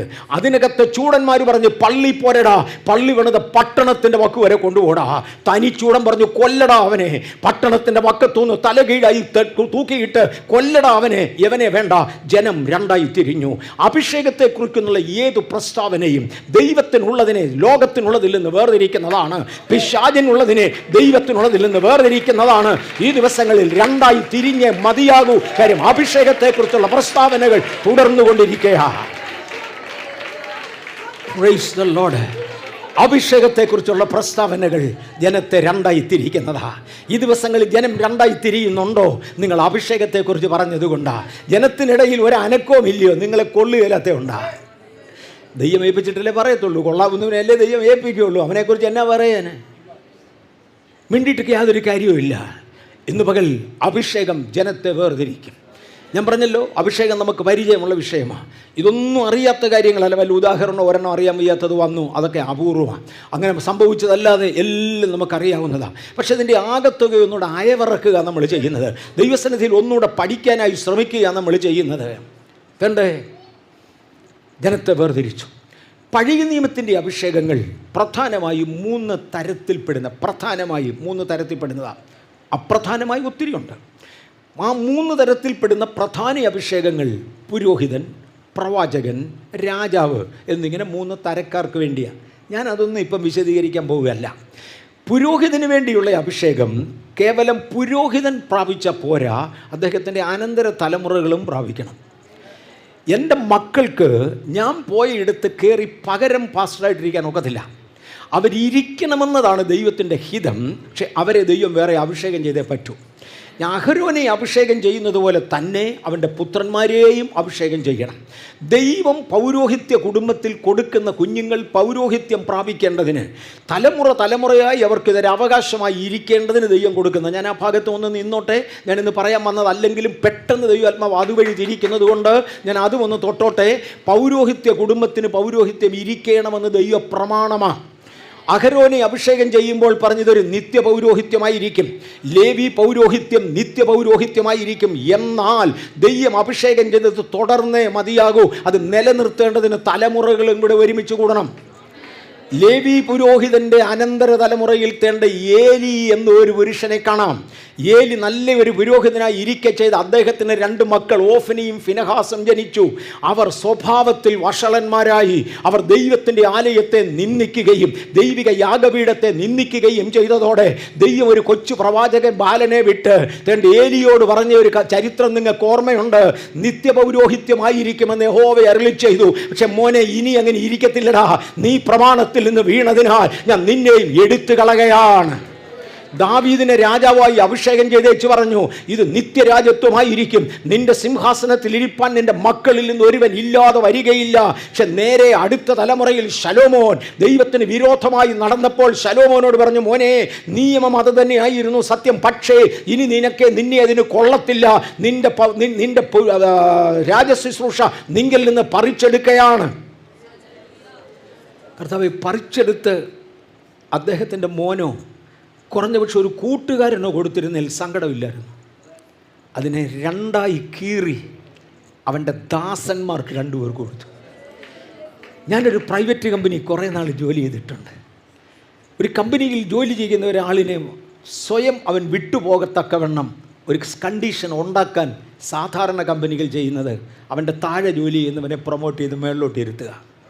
അവൻ തന്നെ പോക്കോളും. കൂടുതൽ ആരോടും ഒന്നും പറയണ്ട. ശലോമോനോട് കർത്താവ് പറഞ്ഞു, നിന്റെ രാജ്യത്വം നിങ്കിൽ നിന്ന് എടുക്കുക. നിന്റെ രാജ്യത്വം നിങ്കിൽ നിന്ന് എടുത്ത് നിന്റെ ദാസന്മാരിൽ 2 പേർക്ക് പൗത്ത് കൊടുക്കാൻ പോവാ. പിന്നെ ദാസന്മാർ വന്ന് നിന്നെ ചവിട്ടിത്തൊഴിച്ച് കളഞ്ഞൊന്ന് നീ പറയാതിരിക്കാൻ ഞാനായി നിന്റെ പൗരോഹിത്യം വലിച്ചു കയറി എറിയാൻ പോവാ. കാര്യം, ഞാൻ പൗരോഹിത്യം തന്നെങ്കിൽ എനിക്കൊരു എക്സ്പെക്റ്റേഷൻ ഉണ്ട്. തിരുവനന്തപുരത്തെ ദൈവസഭയെ, ഈ ചർച്ചിൻ്റെ പേരെന്തോ നിങ്ങൾ വിളിക്കുന്നത്? Christ centre. എനിക്കറിയാവുന്നതായിരുന്നു, മറന്നുപോയി, സോറി. ക്രൈസ്റ്റ് സെൻ്റർ ചർച്ചിലെ അംഗങ്ങളോട് ഞാൻ പറയട്ടെ, നിങ്ങൾക്ക് ഇതിനകത്ത് തുടരണമെന്നുണ്ടെങ്കിൽ സ്റ്റാൻഡേർഡ് മെയിൻറ്റെയിൻ ചെയ്തേ പറ്റത്തുള്ളൂ. അല്ല, ദൈവം തമ്പുരാൻ ചിലതിനെ പറിച്ചെറിയും, താഴ്ന്ന ചിലതിനെ ഉയർത്തി മുകളിൽ കൊണ്ടുവരും. അവൻ താണതിനെ ഉയർത്തുകയും ഉയർന്നതിനെ താഴ്ത്തുകയും ചെയ്യുന്ന ദൈവമാകയാൽ ദൈവമേ, ഞാൻ പറഞ്ഞ വാക്കുകളൊന്നും നെഗറ്റീവായി ആർക്കും ഫലിക്കാതെ അവരിതിനകത്ത് വളരട്ടെ എന്ന് ഞാൻ കർത്താവിൽ ആശംസിക്കുന്നു. ദൈവം ഏൽപ്പിച്ചത് മെയിൻറ്റെയിൻ ചെയ്യുന്നവർക്കായി സ്തോത്രം. Praise the Lord. ദൈവം ഏൽപ്പിച്ചത് മെയിൻറ്റെയിൻ ചെയ്യുന്നവർക്കായി ഞാൻ എൻ്റെ ദൈവത്തെ സ്തുതിക്കുകയാണ്. ശലോമോനെ, നീ രാജ്യത്വം മെയിൻറ്റെയിൻ ചെയ്തിരുന്നെങ്കിൽ, ആരംഭത്തിൽ തരം ആളുകൾ നീ രാജ്യത്വം മെയിൻറ്റെയിൻ ചെയ്തല്ലോ. ദൈവമേ, എനിക്ക് ബുദ്ധിയാണ് വേണ്ടത്, ഈ ജനത്തെ ഭരിക്കുവാൻ ജ്ഞാനമാണ് വേണ്ടതെന്ന് പറഞ്ഞ് രാജ്യത്വം മെയിൻറ്റെയിൻ ചെയ്ത കാലത്ത് അങ്ങേക്കാൾ ബുദ്ധിസമ്പന്നനായ രണ്ടാമതൊരു രാജാവ് ഉണ്ടായില്ല. അറിവിലും കഴിവിലും അങ്ങയ്ക്ക് തുല്യനായി ഈ ഭൂമിയിൽ വേറെ ആരും ഇല്ലായിരുന്നു. ഒരു പൊട്ടത്തരമായിരിക്കാം, എന്നെ കോട്ട് ചെയ്ത് അതോറിറ്റിയായിട്ട് കോട്ട് ചെയ്യരുത്, പൊട്ടത്തരമായിരിക്കാം. പക്ഷെ കഴിഞ്ഞ ദിവസം ഒരാൾ, കർണാടകത്തിൽ നിന്നൊരാൾ എന്നോട് പറഞ്ഞു, ദാവീദ് ഹീരാം രാജാവിൻ്റെ അടുക്കൽ പോയി. ഹീരാം രാജാവിൻ്റെ അടുക്കൽ പോയിട്ട് പ്രത്യേക മരങ്ങൾ, പ്രത്യേക പണിക്കാർ, കൽപ്പണിക്കാർ, ആശാരിമാർ, കല്ലിൽ കൊത്തുപണി ചെയ്യുന്നവർ എന്നിവരെ വിളിപ്പിക്കുകയും ഹീരാമൻ്റെ രാജ്യത്തു നിന്ന് അവർ ഇതെല്ലാം കൂടെ ഈ തടികളും മറ്റും ചെങ്ങാടം കെട്ടി എല്ലാം കൂടെ കൊണ്ടുപോവുകയും ചെയ്തു. എന്നിട്ട് ഇവർ പറയുകയാണ്, ഇത്തരം കൊത്തുപണിക്കാർ ഭൂമിയിലാകെയുള്ളത് 2 രാജ്യത്തേ ഉള്ളൂ. ഒന്ന് സൗത്ത് ഇന്ത്യയിലും മറ്റേത് സിലോണിലുമാണ്. അത് തന്നെ, അതല്ലയോ? അപ്പോൾ ഇവിടുന്ന് കൊണ്ടുപോയ ദേവാലയം പണിതത്. യെരുശലേമിലെ ദേവാലയം പണിയാൻ ആളുകളെ തെക്കേ ഇന്ത്യ എന്തിനാ? അങ്ങനെയാണ് എൻ്റെ പൊന്നു സഹോദരന്മാരെ, സാക്ഷാൽ ദൈവത്തിൻ്റെ സത്യകൂടാരം പണിയാൻ നമ്മളെ അല്ലയോ ദൈവത്തിന് ഇഷ്ടം? ഹീരാമൊക്കെ പോട്ടെന്നേ, ദൈവം നമ്മളെയല്ലേ നിർത്തിയിരിക്കുന്നേ. ദൈവത്തിന് വേണ്ടി എന്തെങ്കിലും ഒന്ന് ചെയ്യുവാൻ ഒത്തിരി പള്ളു പറയുന്നവർ കാണും, കുറേ നാൾ പറഞ്ഞു വെച്ച് പിന്നെ മിണ്ടായിരിക്കും. അതൊക്കെ നടക്കട്ടെ. ഇതിനിടയ്ക്ക് ദൈവത്തെക്കുറിച്ചൊരു പരിജ്ഞാനത്തിൽ നാം എത്തിച്ചേരേണ്ടതിന് വേണ്ടിയാണ് ഞാൻ ഈ ആശയങ്ങൾ പറയുന്നത്. ഇന്ന് പകൽ എനിക്കൊന്ന് പറയാൻ കഴിയുമോ? ദൈവമേ, അടിയനെ തൃക്കരങ്ങളിലേക്ക് തരികയാ. ഒന്ന് വളർത്തേണ്ടതിന്, രാജ്യത്വം മെയിൻറ്റെയിൻ ചെയ്യുവാൻ, അങ്ങയുടെ പ്രമാണങ്ങൾ മെയിൻറ്റെയിൻ ചെയ്യുവാൻ, വിധികൾ മെയിൻറ്റെയിൻ ചെയ്യുവാൻ, കൽപ്പനകൾ മെയിൻറ്റെയിൻ ചെയ്യുവാൻ, യേശുവിൻ്റെ മരണം വരെ തൻ്റെ മേലെ അഭിഷേകം തുടരുവാനുള്ള കാര്യം ഇതാ ഞാൻ വരുന്നു. പുസ്തക ചുരുളിൽ എന്നെ കുറിച്ച് എഴുതിയിരിക്കുന്നത് പോലെ അങ്ങയുടെ ഇഷ്ടം ചെയ്യുവാൻ വരുന്നുവെന്ന് പറഞ്ഞ് മരണത്തോളം, ക്രൂശിലെ മരണത്തോളം അനുസരണമുള്ളവനായി തന്നെത്താൻ ഏൽപ്പിച്ചു കൊടുത്ത യേശുവിനെ അനുഗമിക്കുവാൻ ഇന്ന് പകൽ എഴുന്നേൽക്കുന്ന ദൈവ പൈതലേ, താങ്കളെയാണ് സ്വർഗം മാനിക്കുന്നത്.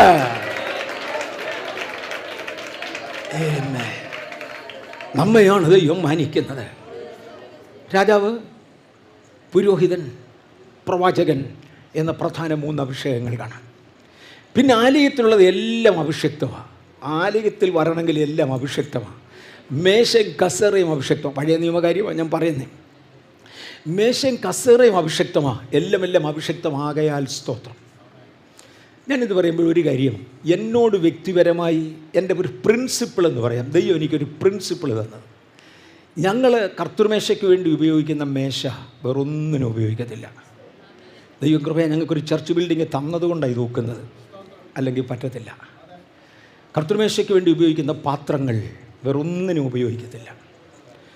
കൊറോണയ്ക്ക് തൊട്ട് മുമ്പേ ഞങ്ങളുടെ 7 ഭാഷകളിലുള്ള ആരാധനകൾ ഒരുമിച്ച് വരുമ്പോൾ എല്ലാവരും കൂടി ഒരുമിച്ച് ഒരിടത്ത് കൂടാനൊക്കത്തില്ല, പല സ്ഥലങ്ങളിലാണ്. 16 കിലോഗ്രാം പുളിപ്പില്ലാത്ത അപ്പം ഞങ്ങൾ കൊണ്ടുവരും. കാര്യം എല്ലാവർക്കും ഓരോ കഷണം മുറിച്ച് കൊടുക്കണമെങ്കിൽ അത്രയും വേണം. പുളിപ്പില്ലാത്ത അപ്പം ഉണ്ടാക്കാവുന്ന ഒരു ദൈവദാസൻ ഞങ്ങളുടെ നാട്ടിലുണ്ട്. അങ്ങനെ ദൈവം ഒരാളിനെ തന്നതുകൊണ്ട് സ്തോത്രം. ഞാൻ ഒത്തിരി വിശദീകരണത്തിന് പോകുന്നില്ല. ഒരിക്കൽ ആരോ ഒരാൾ എന്നോട് പറഞ്ഞതൊരു ഡോക്ടറേറ്റൊക്കെ ഉള്ള ഒരാളാണ്, ഒരു ക്രിസ്ത്യൻ ഡോക്ടറേറ്റ്, ഒരു തിയോളജിക്കൽ ഡോക്ടറേറ്റ് ഉള്ള ഒരാളാണ് എന്നോട് പറഞ്ഞത്. കാര്യം പെന്തക്കോസ്തുകാരുടെ ഇടയിൽ അങ്ങനെ ഒരു പരിചയം ഇല്ലെങ്കിലും പാസ്റ്ററേ, അതൊരു നല്ല നടപടിയാവും ചെയ്താൽ. പുളിപ്പില്ലാത്ത അപ്പം കൊണ്ട് യേശു നടത്തുന്നതോ, പുളിപ്പുള്ളത് കൊണ്ട് വേണമെന്നെങ്ങും പറഞ്ഞിട്ടില്ലല്ലോ. ആ സ്ഥിതിക്ക് ഇതൊന്നും ഒത്താ നല്ലതാണ്. അപ്പം ഞങ്ങൾ പതുക്കെ ആലോചിച്ച് നോക്കി, അങ്ങനെയാണെങ്കിൽ നമുക്കൊന്ന് ചെയ്താലോ. ഇന്നയാൾ പറഞ്ഞതുകൊണ്ട്, ഡോക്ടർ സോൻസോ, ഞാൻ പേര് പറയുന്നില്ല, ചുമ്മാ ഞാൻ ചീത്ത കേട്ടോളാം, അങ്ങനെ എന്തിനാണ് ചീത്ത വിളിക്കുന്നത്, അതുകൊണ്ട് ഞാൻ അദ്ദേഹത്തിൻ്റെ പേര് പറയുന്നില്ല. ഡോക്ടർ സോൻസോ പറഞ്ഞ ഒരു ആശയമാണ്. അദ്ദേഹം ഒരു ദൈവമനുഷ്യനാണെന്ന് എനിക്ക് തോന്നുന്നു. അതുകൊണ്ട് നമുക്ക് പുളിപ്പില്ലാത്ത അപ്പം കൊണ്ട് കർത്തൃമേശ നടത്തിയാലോ എന്ന് ഞാൻ ചർച്ച് കമ്മിറ്റിയോട് ചോദിച്ചു. അപ്പോൾ അതിൻ്റെ ഓൾട്ടർനേറ്റീവ് എന്തുവാണ്? വീട്ടിൽ ചപ്പാത്തി ഉണ്ടാക്കി കൊടുക്കുക എന്നുള്ളതാണ്. അപ്പോൾ എൻ്റെ മൂത്ത മോനൊരാശയം പറഞ്ഞു, ഡാഡി, മമ്മിയുടെ കൈ കൊണ്ടുണ്ടാക്കിയ ചപ്പാത്തി തിന്നാൻ ഒരു സ്റ്റാൻഡേർഡിൻ്റെ മേളിലുള്ളവർ വരത്തില്ല. മമ്മിയുടെ കൈ കൊണ്ടുണ്ടാക്കിയ ചപ്പാത്തി തിന്നാൻ ഒരു ലെവലിലുള്ളവർ വരത്തില്ല. ഇന്ന സാറ് വരത്തില്ല, ഇന്ന സാറ് വരത്തില്ല. IAS IPS ഒക്കെ തൊട്ടത്. ഇന്ന സാറ് വരത്തില്ല, ഇന്ന സാറ് വരത്തില്ല, വരാൻ സാധ്യതയില്ല. അവർ വന്ന് ലളിതമായി ഇരുന്നെന്ന് വരാം, പക്ഷെ നമുക്കവരെ വിളിച്ചിരുത്താൻ പ്രയാസമാണ്. കാര്യം മമ്മിയുടെ കൈ കൊണ്ടുണ്ടാക്കിയ ചപ്പാത്തിയാണ്. അതിന് പകരം നമുക്കൊരു ബോർമ വേണം സ്വന്തമായിട്ട്. എടാ, ഇപ്പോൾ ചർച്ച് നടത്താൻ വേണ്ടി ബോർമ വാങ്ങിക്കണമെന്ന് പറഞ്ഞാൽ അത് ബിസിനസ്സായി മാറും. അല്ല, അങ്ങനല്ല. നമ്മൾ ചർച്ച് നടത്തണമെന്ന് ദൈവത്തിന്, അല്ലെങ്കിൽ ചർച്ചിനകത്ത് പുളിപ്പില്ലാത്ത അപ്പം കൊടുക്കണമെന്ന് ദൈവത്തിന് തോന്നിയാൽ ഒരു ബോർമ തരാൻ ദൈവത്തിന് കഴിയും. അങ്ങനെയാണ് ഒരു ബോർമ വരുന്നത് വരെ വെയിറ്റ് ചെയ്യുക. ഞങ്ങളെല്ലാം വെയിറ്റ് ചെയ്തു. ഞാൻ ഇനിയും കൂടുതലൊന്നും പറയുന്നില്ല. അസംഭവ്യമായ മെത്തേഡിലൂടെ, വളരെ വിചിത്രമായ മാർഗങ്ങളിലൂടെ, ഞാൻ ഈ പരസ്യസ്ഥലത്ത് പറയാനേ ആഗ്രഹിക്കുന്നില്ല, ദൈവം ഒരു ബോർമക്കാരനെ തൊട്ടു. ഒരു ബോർമക്കാരനും തൻ്റെ മുഴുവൻ സ്റ്റാഫും ചേർന്ന് സ്നാനപ്പെട്ടു. അവർ സ്നാനപ്പെട്ട് ചർച്ചിനൊക്കെ തുറച്ചു കഴിഞ്ഞപ്പോൾ ഞങ്ങൾ പറഞ്ഞു, ഞങ്ങൾക്ക് ഇങ്ങനൊരു താല്പര്യം ഉണ്ടായിരുന്നു, പുളിപ്പില്ലാത്ത അപ്പം കൊണ്ട് കർത്തൃമേശയുടെ ബ്രെഡ് ഉണ്ടാക്കണമെന്ന്. അതിന് ഒന്ന് സഹായിക്കാമോ? പുള്ളി പറഞ്ഞു, പക്ഷേ പാസ്റ്റർ, ഞാൻ പഠിച്ച ശാസ്ത്രം അനുസരിച്ച് നന്നായി പുളിച്ച മാവ് കൊണ്ട് ഉണ്ടാക്കിയാലേ ഇത് പൊങ്ങി വരത്തുള്ളൂ. പുളിപ്പില്ലാത്തത് കൊണ്ട് ഇത് പൊങ്ങി വരത്തില്ല. ഞാൻ പറഞ്ഞു, എന്നാലും ഒന്ന് ട്രൈ ചെയ്ത് നോക്ക്. അദ്ദേഹം ഒരു 5-6 റെസിപ്പി ട്രൈ ചെയ്തു. അതിൽ ഒരെണ്ണം അപ്പത്തോട് അടുത്ത ഷേപ്പായി. പറഞ്ഞു, ഇനി ഇതിന് മോഡിഫിക്കേഷൻ നോക്കാം. അതിന് ചില ഫ്രൂട്ട് പൾപ്പോ അതോ ഇതൊക്കെ എങ്ങോട്ടൊന്നൊക്കെ കൊണ്ടുവന്ന് ചേർത്ത് ഒരെണ്ണം ഒത്തു കിട്ടി. അതിന്ന് പല സഭകൾ അംഗീകരിച്ച് കഴിഞ്ഞു. പല സഭകൾ ഇന്ന് ആ റെസിപ്പിയിലാണ് ഉണ്ടാക്കുന്നത്, പുളിപ്പില്ലാത്ത അപ്പം. ശനിയാഴ്ച വൈകിട്ടാകുമ്പോൾ ചർച്ചിൽ നിന്ന് കർത്തൃദാസന്മാർ അവിടെ ചെല്ലും. ഒരു 16 കിലോഗ്രാം വരുന്ന സ്റ്റഫ് എടുക്കും. അതിനകത്ത് ആട്ടയും വെണ്ണയും എല്ലാം കൂടെ ചേർത്ത് എടുത്ത് അവർ പ്രാർത്ഥിച്ച് അങ്ങോട്ട് കൊടുക്കും. 1 മണിക്കൂർ കഴിയുമ്പോൾ തേണ്ട പുളിപ്പില്ലാത്ത അപ്പം പുറത്തു വരും. എനിക്ക് 60 വയസ്സ് തികഞ്ഞ സമയത്ത്, ഇന്നല്ല 14 വർഷം മുമ്പേ, എനിക്ക് 60 വയസ്സ് തികഞ്ഞ 16 17 17 വർഷം പറയും. 60 വയസ്സ് തികഞ്ഞ സമയത്ത് ബ്രെഡ് എടുത്ത് മുറിക്കുമ്പോൾ എൻ്റെ കൈ ചെറുതായിട്ട് വിറയ്ക്കുമായിരുന്നു. അപ്പോൾ എനിക്ക് തോന്നി അടുത്തയാണ്ടാകുമ്പോഴത്തേക്ക് ഇതിനേക്കാളും ബുദ്ധിമുട്ടാകും. ഒരു പക്ഷെങ്കിൽ ഞാൻ അന്ന് നിന്നിവിടെ കർത്തൃമേശ നടത്തുകയാണെങ്കിൽ ഇത് ബുദ്ധിമുട്ടാകും. ഞാനങ്ങ് മാറിക്കിട്ടിയാൽ കുഴപ്പമില്ല, ഞാൻ നിൽക്കുകയാണെങ്കിൽ ബുദ്ധിമുട്ടാകും. അതുകൊണ്ട് ഈ 16 കിലോഗ്രാം ബ്രെഡ് വെച്ച് മുറിക്കാൻ വലിപ്പമുള്ള ഒരു പാത്രം കിട്ടണം. എൻ്റെ കൈ അഥവാ അല്പം ഷെയ്ക്ക് ചെയ്താലും അതിൻ്റെ പൊടിയും തരിയും വെളിയിപ്പാൻ പാടില്ല. സത്യം, ഞാൻ ഈ ലോകത്തിൽ പോയ രാജ്യങ്ങളിലെല്ലാം ഒരു 10-30 രാജ്യങ്ങളിലെങ്കിലും തപ്പി അവസാനം ബഹ്റിനിൽ നിന്ന് ആ വലിപ്പത്തിലുള്ള ഒരു പാത്രം കണ്ടു. ബഹ്റിനിൽ എന്നെ കൊണ്ടു നടന്ന മനുഷ്യനോട് ഞാൻ പറഞ്ഞു, ബ്രദർ എനിക്ക് ഈ പാത്രം വേണം. പാത്രത്തിന് വലിയ വിലയൊന്നുമില്ല. ഞാൻ പറഞ്ഞു അതിനാവശ്യമുള്ള അത്രയും ഭംഗി കാണണം, ആവശ്യമുള്ളതിൽ ഒട്ടും അലങ്കാരം കൂടിപ്പോകരുത്, ഇത് കർത്തൃമേശ എടുക്കാനുള്ളതാണ്. ഞാൻ ആഭരണങ്ങൾ ധരിക്കാതെ സ്വയം അലങ്കാരം ഏറ്റെടുക്കാതെ കർത്താവിൻ്റെ തിരുമേശ നടത്തുമ്പോൾ ഞാൻ ഉപയോഗിക്കുന്ന പാത്രവും അതുപോലെ ഇരിക്കണം. അതിനാവശ്യമുള്ള സൗമ്യത ഉള്ള, അതിനാവശ്യമുള്ള നല്ലൊരു പാത്രം. ഞങ്ങൾ ആ പാത്രം വാങ്ങിച്ചു. ഞാൻ പറഞ്ഞില്ല വലിയ വിലയൊന്നും വന്നില്ല. ഇന്ത്യൻ കറൻസിയിൽ എല്ലാം കൂടിയ 2000 രൂപ, അത് താഴെ വരത്തുള്ളൂ. ഒരു പാത്രം കിട്ടി. ഇനി ഇതെന്നത്തിൽ കൊണ്ടു? അതിന് തക്ക വലിപ്പമുള്ള ഒരു പെട്ടി വേണം. കൃപയാൽ ഞങ്ങൾക്ക് അത് ഒരെണ്ണം കിട്ടി. ഇന്നും ആ പാത്രം വീട്ടിലുണ്ട്. ഇന്ന് 5 ഭാഷകൾ 7 ഭാഷകൾ വ്യത്യസ്ത ഇടങ്ങളിലാണ് കർത്തൃമേശ നടത്തുന്നത്. മലയാളം തന്നെ 3 പ്രാവശ്യമായിട്ടാണ് കർത്തൃമേശ നടത്തുന്നത്. വലിയ പാത്രത്തിന് ആവശ്യമില്ലെങ്കിലും ഇന്നും മാന്യതയോടെ അത് സൂക്ഷിക്കുന്നുണ്ട്. പഴയ നിയമ ദേവാലയത്തിൽ ദൈവാരാധനയ്ക്ക് വേണ്ടി ഉപയോഗിക്കുന്ന ഓരോ ഘടകങ്ങളും അഭിഷക്തമായിരുന്നു. പുതിയ നിയമത്തിൽ ആരാധനയ്ക്ക് വന്നിരിക്കുന്ന നാം ഓരോരുത്തരും അഭിഷക്തരാകണം. കഴിയുമെങ്കിൽ ഒരു പടി എക്സ്ട്രാ എന്നതുകൊണ്ടാണ് ഞാനിത് ചെയ്തത്. വേറൊരാൾ ചെയ്യാൻ വേണ്ടിയല്ല, പക്ഷെ ഞാൻ ചെയ്തതുകൊണ്ട് എനിക്ക് പ്രയോജനപ്പെട്ടു കേട്ടോ. എനിക്ക് പ്രയോജനപ്പെട്ടു. ഞങ്ങൾ വരുന്ന സമയത്ത് 60 ഗ്രാമിൻ്റെ ഒരു ബണ്ണ് കൊണ്ടാണ് കർത്തൃമേശ നടത്തിയിരുന്നത്. ഐ റിപ്പീറ്റ്, 60 ഗ്രാമിൻ്റെ ഒരു ബണ്ണ് കൊണ്ടാണ് കർത്തൃമേശ നടത്തിയിരുന്നത്. അതിൻ്റെ പകുതി മിച്ചം വരുമായിരുന്നു. ഇന്ന് കൃപയാൽ 16 കിലോഗ്രാം അപ്പമുണ്ടെങ്കിൽ പകുതി മിച്ചം വരാറില്ല. അതിനേക്കാൾ താഴെ മിച്ചം വരത്തുള്ളൂ. ദൈവം ഞങ്ങൾക്ക് അത്രയും ഒരു വളർച്ച തന്നു. അത്രയും ഒരു വളർച്ച ദൈവം ഞങ്ങൾക്ക് തന്നു. ഞങ്ങൾ സൂക്ഷിക്കുന്നതിനകത്ത് അർത്ഥമുണ്ട്. അർത്ഥമില്ലെന്ന് പറയുന്നവൻ ജീവിച്ചിട്ടും അർത്ഥമില്ല. കാര്യം അർത്ഥമുള്ളതൊന്നും അവരുടെ കൈകൊണ്ട് നടന്നിട്ടുമില്ല. എനിക്ക് പറയുന്ന ആശയം അതുപോലെ മനസ്സിലാക്കുന്നവർക്കായി സ്തോത്രം. ഇതിനകത്തൊന്നും അർത്ഥമില്ല എന്ന് പറയുന്നവരുണ്ട്. ശരിയാ, ആ പുള്ളി ജീവിച്ചിട്ടും ഒരർത്ഥവുമില്ല. കാര്യം അർത്ഥമുള്ളതൊന്നും അങ്ങേരുടെ കൈകൊണ്ട് നടന്നിട്ടില്ല. എന്നാൽ ദൈവത്തിൻ്റെ വഴി പോഷത്വമാണെങ്കിലും ഞാനിത് ചെയ്യുമെന്ന് പറഞ്ഞ് ഏറ്റെടുക്കുന്ന ചിലർക്കായി സ്തോത്രം. ഇനി സബോർഡിനേറ്റ് അനോയിൻറ്റിങ് വേറെ ഒരുപാടുണ്ട്.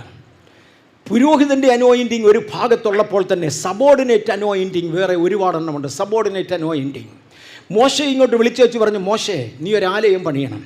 ആലയത്തിൻ്റെ പ്ലാനുകൾ ഏറ്റെടുക്കുവാൻ നിനക്ക് മാത്രമേ അഭിഷേകമുള്ളൂ, നിനക്ക് മാത്രമേ അധികാരമുള്ളൂ. നിൻ്റെ കയ്യിലോട്ട് തരികയാണ്. ഞാൻ അതൊന്ന് തൊട്ടോട്ടെ. ഒരല്പം കൂടെ വിചിത്രമാണ് അത്. ദൈവം അബ്രഹാമിനെയാണ് വിളിച്ചു വേർതിരിച്ചതല്ലേ. ഞാൻ ഇച്ചിരി കട്ടിയായിട്ട് എൻ്റെ ഹൃദയത്തിൽ പരിശുദ്ധാത്മാവ് തന്ന ആ ഡെപ്തിൽ ഇറങ്ങി എന്ന് പറയുന്നത് ആർക്കും ദോഷം വരരുത്. സുരേഷ് ബാബുവിൻ്റെ അനുവാദത്തോടെ അല്ല ഞാൻ പറയുന്നത്. കുറച്ച് നേരത്തെ ഞാൻ അങ്ങോട്ട് നോക്കുന്നുമില്ല, വേണ്ടെന്ന് പുള്ളി പറയാതിരിക്കാൻ. അദ്ദേഹത്തിൻ്റെ അനുവാദത്തോടും അറിവോടും അല്ല ഞാൻ പറയുന്നത്. ദൈവം എന്നെ ഏൽപ്പിച്ച ചില കാര്യങ്ങൾ നാളെ എൻ്റെ മേൽ കുറ്റം വരാതിരിക്കേണ്ടതിന് നിങ്ങളുടെ മുമ്പിലോട്ട് വെക്കുക.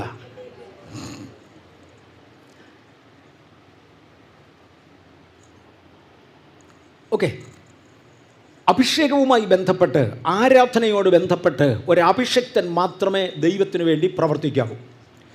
സബോർഡിനേറ്റ് അനോയിൻറ്റിങ്സും തിരുവചനത്തിലുണ്ട്. മോശയോട് പറഞ്ഞു, ആലയത്തിൻ്റെ അളവുകളും ക്രമങ്ങളും ഞാൻ നിനക്ക് അങ്ങോട്ട് തരാം, തിരിച്ച് ഞാനൊന്ന് പൊക്കോട്ടെ. ദൈവത്തിന് ഏറ്റവും സ്നേഹം അബ്രഹാമിനോടായിരുന്നില്ലേ? എൻ്റെ സ്നേഹിതനായ അബ്രഹാം, ഏറ്റവും സ്നേഹം. അബ്രഹാമിന് ഒരു വാക്യം ദൈവം എഴുതി കൊടുത്തിട്ടില്ലല്ലോ. എടാ ഇതുവഴി പോയി ഇന്നത് ചെയ്യും, ഇന്നതിനെ യാഗം കഴിക്കും, ഇന്നത് വേണമെന്ന് പറയാൻ പറഞ്ഞു കൊടുത്തു. ഒറ്റ വാക്യം അബ്രഹാമിൻ്റെ എഴുതി കൊടുത്തിട്ടില്ല. എന്താ അബ്രഹാമിൻ്റെ കാലത്ത് എഴുത്തും വായനയില്ലേ? ഉണ്ട്. പിന്നെ എന്ത് എഴുതി കൊടുക്കാഞ്ഞേ? ദൈവത്തിൻ്റെ എന്നൊരു എഴുത്ത് വാങ്ങിക്കാനുള്ള യോഗ്യത അബ്രഹാമിന് ഇല്ലാതെ പോയി. എൻ്റെ വ്യക്തിപരമായ ആശയത്തിൽ ഞാൻ തിരുവചനത്തിൽ കണ്ടത് അതിനാവശ്യമുള്ള വേർപാട് അബ്രഹാമിനില്ലായിരുന്നു. അബ്രഹാമിൻ്റെ മോൻ്റെ കല്യാണം കഴിഞ്ഞപ്പോൾ കണ്ടായിരുന്നു, കാപ്പും വളയും എല്ലാം കൂടി ഇട്ട് ഇങ്ങോട്ട് കൊണ്ടുവന്ന ജാതി കൊണ്ടുവരുന്ന പോലെ നിൻ്റെ വാചനം എഴുതിത്തരുന്നു. നിങ്ങൾക്കിത് മനസ്സിലാകുന്നുണ്ടോ? തലമുറകളുടെ സാക്ഷ്യത്തിൻ്റെ പ്രശ്നമായി, തലമുറകളുടെ ആർഗ്യുമെൻ്റായി മാറുമാറ് അബ്രഹാമിൻ്റെ നടപ്പ്. അബ്രഹാമിൻ്റെ ഒരു വാക്യം എഴുതി ഏൽപ്പിച്ചില്ല. ഇസഹാക്കോ, ആ പുള്ളിയുടെ കല്യാണമാണ് ഞാൻ മുമ്പേ തൊട്ടേ, അങ്ങേരുടെ എല്ലാം വചനം എഴുതി ഏൽപ്പിക്കുക. യാക്കോബോ ഒത്തു, ജോസഫോ ഒത്തു. വന്ന് മോശയുടെ കാലമായി. കർത്താവ് പറഞ്ഞു, മോശേ, ഇപ്പം നീ ഒരു കമ്മ്യൂണിറ്റിയായി. ഞാൻ തിരഞ്ഞെടുത്ത സ്ഥലത്ത് എൻ്റെ വ്യവസ്ഥയിൽ എന്നെ ആരാധിക്കുവാൻ ഒരു കമ്മ്യൂണിറ്റിയായി. നീ സകല ജനത്തിൽ നിന്നും വേർപെട്ട് ആ പർവ്വതത്തിൻ്റെ മേളിലോട്ട് കയറ്. സകല ജനത്തിൻ്റെ നടുവിൽ നിന്നും വേർപെട്ട് ആ പർവ്വതത്തിൻ്റെ മേളിൽ കയറ്. ഞാൻ നിന്നെ ഒന്ന് ശുദ്ധീകരിക്കട്ടെ. ഓടി നടന്ന് കളിച്ചുകൊണ്ടിരിക്കുന്ന കുഞ്ഞിനെ പിടിച്ച് നല്ലൊരു ഡ്രസ്സ് ഇടിപ്പിക്കുന്നതിന് മുമ്പേ ഒന്ന് കുളിപ്പിക്കുന്നത് പോലെ മോശയെ വിളിച്ചു പറഞ്ഞു, വാ മോശെ, ആ പർവ്വതത്തിൻ്റെ മേളിലോട്ട് കയറ്. ഒറ്റയ്ക്കൊന്ന് ഇരിയട ഒരു 40 ദിവസം. എൻ്റെ സാന്നിധ്യം കൊണ്ട് ഞാൻ നിന്നെ ഒന്ന് മൂടട്ടെ, എൻ്റെ സാന്നിധ്യം കൊണ്ടൊന്ന് വളയട്ടെ, ഞാൻ നിന്നെ ഒന്ന് ശുദ്ധീകരിക്കട്ടെ. മോശെ വാ, ഞാൻ നിന്നെ ഒന്ന് ശുദ്ധീകരിക്കട്ടെ. സാന്നിധ്യത്താൽ ശുദ്ധീകരിച്ചു. അത് വേദപുസ്തകത്തിൻ്റെ ഒരു പ്രത്യേക പ്രയോഗമാണ്. സാന്നിധ്യത്താൽ ശുദ്ധീകരിച്ചു. സാന്നിധ്യത്താൽ ശുദ്ധീകരിച്ച മോശയുടെ മുമ്പിലേക്ക് ദൈവം പ്രത്യക്ഷപ്പെട്ടേച്ച് പറഞ്ഞ്, പിടിച്ചോ 2 കൽപ്പലകകൾ, എൻ്റെ പ്രമാണം എന്തുണ്ട് ഇതിനകത്തുണ്ട്. തീർന്നില്ല കേട്ടോ. The scriptures which was ordained by the angels എന്നൊരു പദമാണ് ഗലാത്യ ലേഖനത്തിലുള്ളത്. ദൂതന്മാരുടെ കയ്യിൽ നിന്ന് പ്രാപിച്ച ആലോചന അങ്ങനെ കിടക്കുന്നു. ദൂതന്മാരെവിടെ ആലോചന കൊടുത്തേ? കൽപ്പന കൊടുത്തത് മുഴുവനും ദൈവമാണ്. ദൂതന്മാർ കൽപ്പന കൊടുത്തില്ല. പിന്നെ എന്തുവായി പറയുന്നത്? ദൂതന്മാരുടെ കയ്യിൽ പ്രാപിച്ചത്. യഥാർത്ഥത്തിൽ ആഴത്തിലോട്ട് പഠിച്ചു വരുമ്പോൾ യഹോവയായ ദൈവത്തോടുകൂടെ ഒരു സമൂഹം ദൂതന്മാരും കൂടെ ഇറങ്ങി വന്നു. അകലെ നിന്ന് നോക്കിയാൽ പർവ്വതം കത്തുകയാ. 10,000 വിശുദ്ധന്മാരോടുകൂടെ. അവിടെ വിശുദ്ധന്മാരെന്നുള്ള പ്രയോഗം ദൂതന്മാരെ കുറിക്കുന്ന പ്രയോഗമാണ്. വേദപുസ്തകത്തിൻ്റെ പൊതു അർത്ഥത്തിലൂടെ താഴോട്ട് പോകുന്നവർക്ക് മനസ്സിലാകും. അത്രയും പേരുമായി വന്നു. ബേസിക്കലി വാച്ചേഴ്സിനെയാണ് കാണിക്കുന്നത്. ഭൂമിയുടെ പരിപാലനത്തിന് വേണ്ടി ദൈവം കരുതിയിട്ടുള്ളതായ ഒരു കൂട്ടം വിശുദ്ധ ദൂതന്മാർ. അവരുമായി ദൈവം പർവ്വതത്തിൻ്റെ മുകളിൽ ഇറങ്ങി വന്ന് അവിടെ മുഴുവനും ശുദ്ധീകരിച്ചു. 40-ാമത്തെ ദിവസം കൽപ്പന അങ്ങോട്ട് കൊടുക്കുകയാണ്. യഹോവയായ ദൈവം പറഞ്ഞു, നീ മരുഭൂമിയിൽ ഒരു കൂടാരം ഉയർത്തണം. ദൂതന്മാർ കൂടാരം ഉണ്ടാക്കി കാണിച്ചു. നീ അതിൻ്റെ നടുവിൽ ഒരു സമാഗമ നീ ഒരു പെട്ടകം ഉണ്ടാക്കണം. ദൂതന്മാർ പെട്ടകം കൊണ്ട് കാണിച്ചു. Ordained by the angels. Order set ചെയ്ത് ദൂതന്മാരാ, ഓർഡർ കാണിച്ചു കൊടുത്ത ദൂതന്മാരാ, അളവിനും ക്രമത്തിനും പണിതിരിക്കുന്നത് കാണിച്ചു കൊടുത്തത് ദൂതന്മാരാണ്. ദൈവം പ്രസ്താവിക്കുകയും ദൂതന്മാർ കാണിച്ചു കൊടുക്കുകയും ചെയ്തു. അങ്ങനെ ന്യായപ്രമാണം ഇങ്ങോട്ട് കിട്ടിയത്. പുതിയ നിയമത്തിൽ വന്ന് നമുക്കാവശ്യമുള്ള പ്രമാണങ്ങൾ തരുവാൻ പൗലോസിനെയാണ് പ്രധാനമായും ഉപയോഗിച്ചത്. പൗലോസിനോട് പറഞ്ഞു, മോനെ, എൻ്റെ കൽപ്പനകൾ എൻ്റെ സഭയ്ക്ക് വേണ്ടി കൊടുക്കേണ്ടത് മോശയുടെ കയ്യിൽ കൈമാറേണ്ടതിന് ഞാൻ ഭൂമിയിലേക്ക് ഇറങ്ങി വന്ന് പർവ്വതമുകളിൽ, പാരാൻ പർവ്വതത്തിൻ്റെ മുകളിൽ ഒരു 40 രാപകലുകൾ പാർത്ത് അവിടെ വെച്ചാ മോനെ കൽപ്പന കൊടുത്തത്. നിനക്ക് വേണ്ടി വേറൊരു 40 ദിവസം ഇവിടെ താമസിക്കാൻ വരുന്നില്ല. നീ ഒരു കാര്യം ചെയ്യ്, പോര് 3-ാം സ്വർഗത്തിലോട്ട്. നിന്നെ അവിടെ കൊണ്ട് ഇരുത്തി ഞാൻ നിനക്ക് കാണിച്ചു തരാം.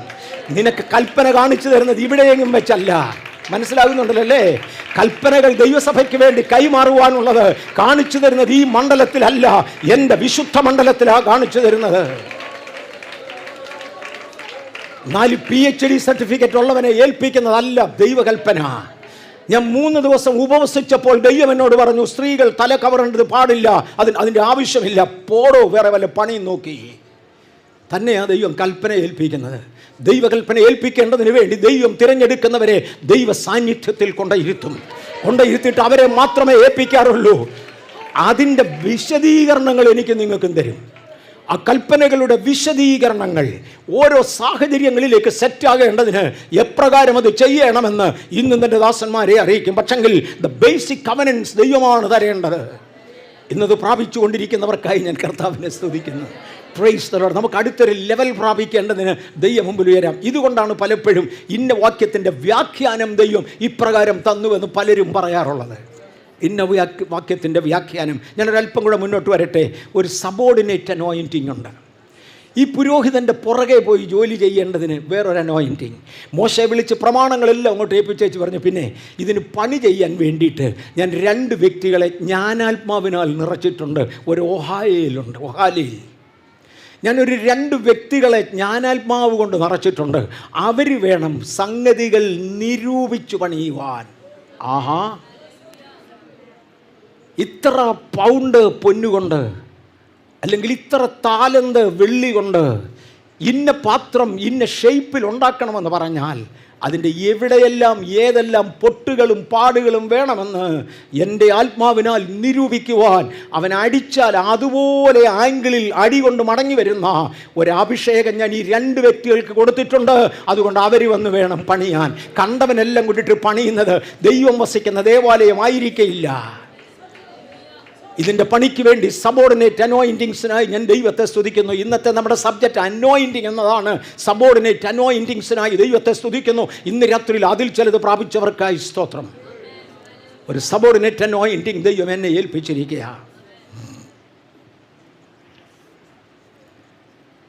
ഞാൻ ബാംഗ്ലൂരിൽ ഞങ്ങൾ നേരത്തെ ആരാധിച്ചുകൊണ്ടിരുന്ന കെട്ടിടം 5 നിലയുണ്ട്.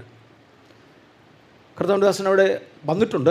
പക്ഷെ ഇപ്പോൾ അവിടെ അല്ല ഞങ്ങൾ ആരാധിക്കുന്ന, അവിടെ നിന്ന് മാറിയ ആ കെട്ടിടത്തിൻ്റെ പ്ലാന് ഒരു രാത്രി ഒരു ദർശനത്തിൽ ദൈവം എന്നെ കാണിച്ചതാണ്.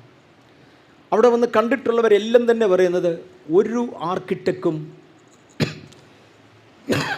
അതിനോട് അടുത്ത രൂപത്തിലൊന്നും അവിടെ ഒന്നും ചെയ്തിട്ടില്ല.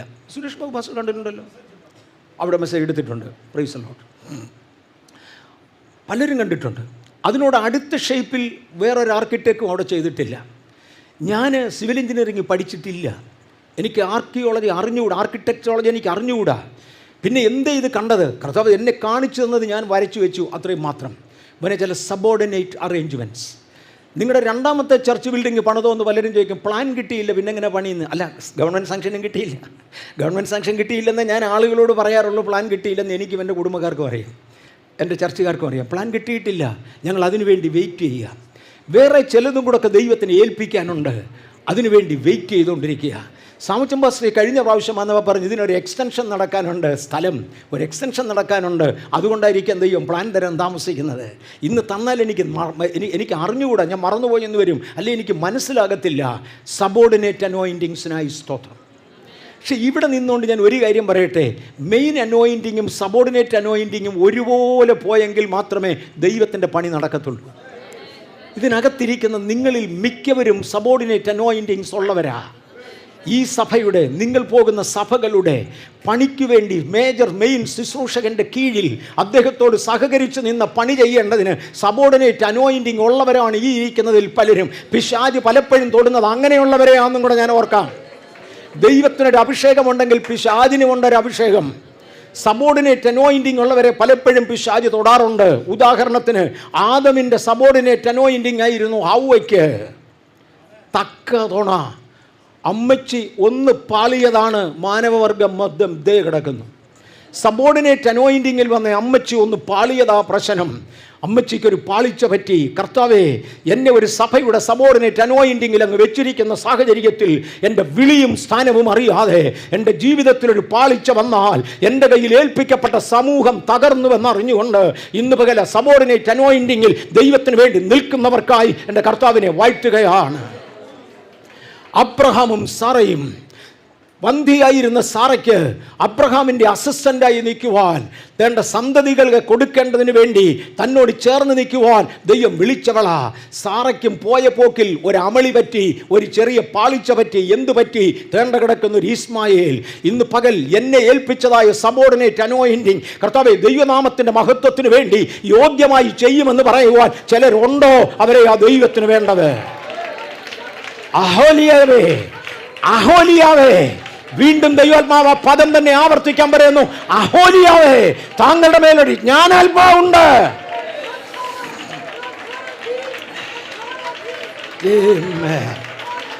എല്ലാ ജ്ഞാനവും കൂടെ മോശയുടെ കയ്യിൽ അല്ലേൽപ്പിച്ചത്. മോശയുടെ കയ്യിൽ മെയിൻ പ്ലാൻ ഉണ്ട്. അങ്ങയുടെ മേൽ ഒരു അഭിഷേകമുണ്ട്. രത്നം വെട്ടിപ്പതിക്കേണ്ടതിന്, രത്നം വെട്ടിപ്പതിക്കേണ്ടതിന് അങ്ങയ്ക്കൊരു കഴിവുണ്ട്. എൻ്റെ ഇളയ മകൻ ജോൺസൺ 7 or 8 വയസ്സ് പ്രായമുള്ള സമയത്ത് ആരോ ഒരു പ്രവാചകൻ, ആരാണെന്ന് ഞാൻ ഓർക്കുന്നില്ല, വീട്ടിൽ വന്ന് പ്രാർത്ഥിച്ച കൂട്ടത്തിൽ അവനോട് പറഞ്ഞൊരു വാചകമുണ്ട്. അവനെക്കുറിച്ച് എന്നോട് പറഞ്ഞത്, പാസ്റ്ററേ, ഇവൻ്റെ മേലൊരു പ്രത്യേക അഭിഷേകമുണ്ട്. ഒരു വജ്രക്കല്ലിൻ്റെ, ഒരു ഡയമണ്ടിൻ്റെ ബേസിക് ക്വാളിറ്റിയെക്കാളും അതിന് തിളക്കം കൊടുക്കുന്നത് അതിൻ്റെ കട്ടിങ് ആംഗിളാണ്.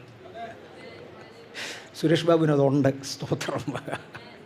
ഞങ്ങളെല്ലാം പറയുന്ന വാക്യം പുള്ളി എടുത്ത് പറഞ്ഞാൽ വേറൊരു ആംഗിളിൽ കട്ട് ചെയ്യും. അതിൻ്റെ കട്ടിങ് ആംഗിളാണ്. ഇവൻ്റെ കയ്യിൽ ദൈവം അവൻ്റേതായൊരു കട്ടിങ് ആംഗിൾ കൊടുക്കും. കഴിഞ്ഞ ഒരു ദിവസം എൻ്റെ മൂത്ത മോനോട് ഞാൻ പറയടാ, നമ്മൾ 3 പേരെ എടുത്താൽ, അല്ല ഞങ്ങളുടെ പെൺപിള്ളേരും എൻ്റെ ഭാര്യ എല്ലാം ശുശ്രൂഷിക്കുന്നവരാണ്, നമ്മുടെ മുഴു കുടുംബത്തെയും കൂടെ എടുത്താൽ 10 പേരും ശുശ്രൂഷിക്കുന്നതാണ്, 10നെയും കൂടെ എടുത്താലും അവൻ്റെ വേറൊരാംഗിളാണ്, അവൻ്റെ വേറൊരാംഗിളാണ്.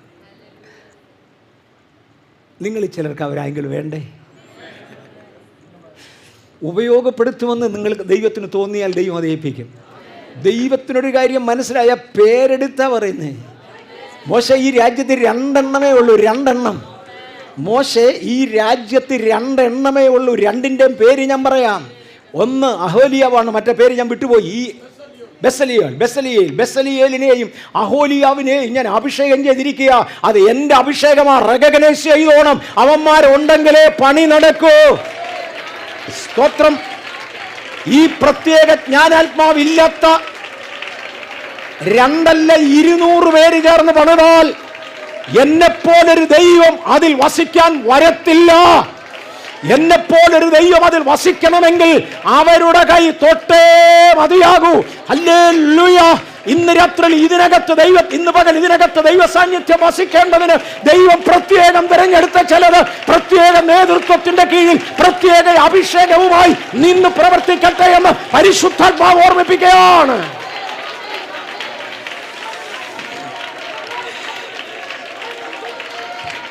അഭിഷേകം, സബോർഡിനേറ്റ് അഭിഷേകമുള്ളവരും ശ്രദ്ധിച്ചാലും അതൊട്ടും അസ്ഥാനത്തല്ല.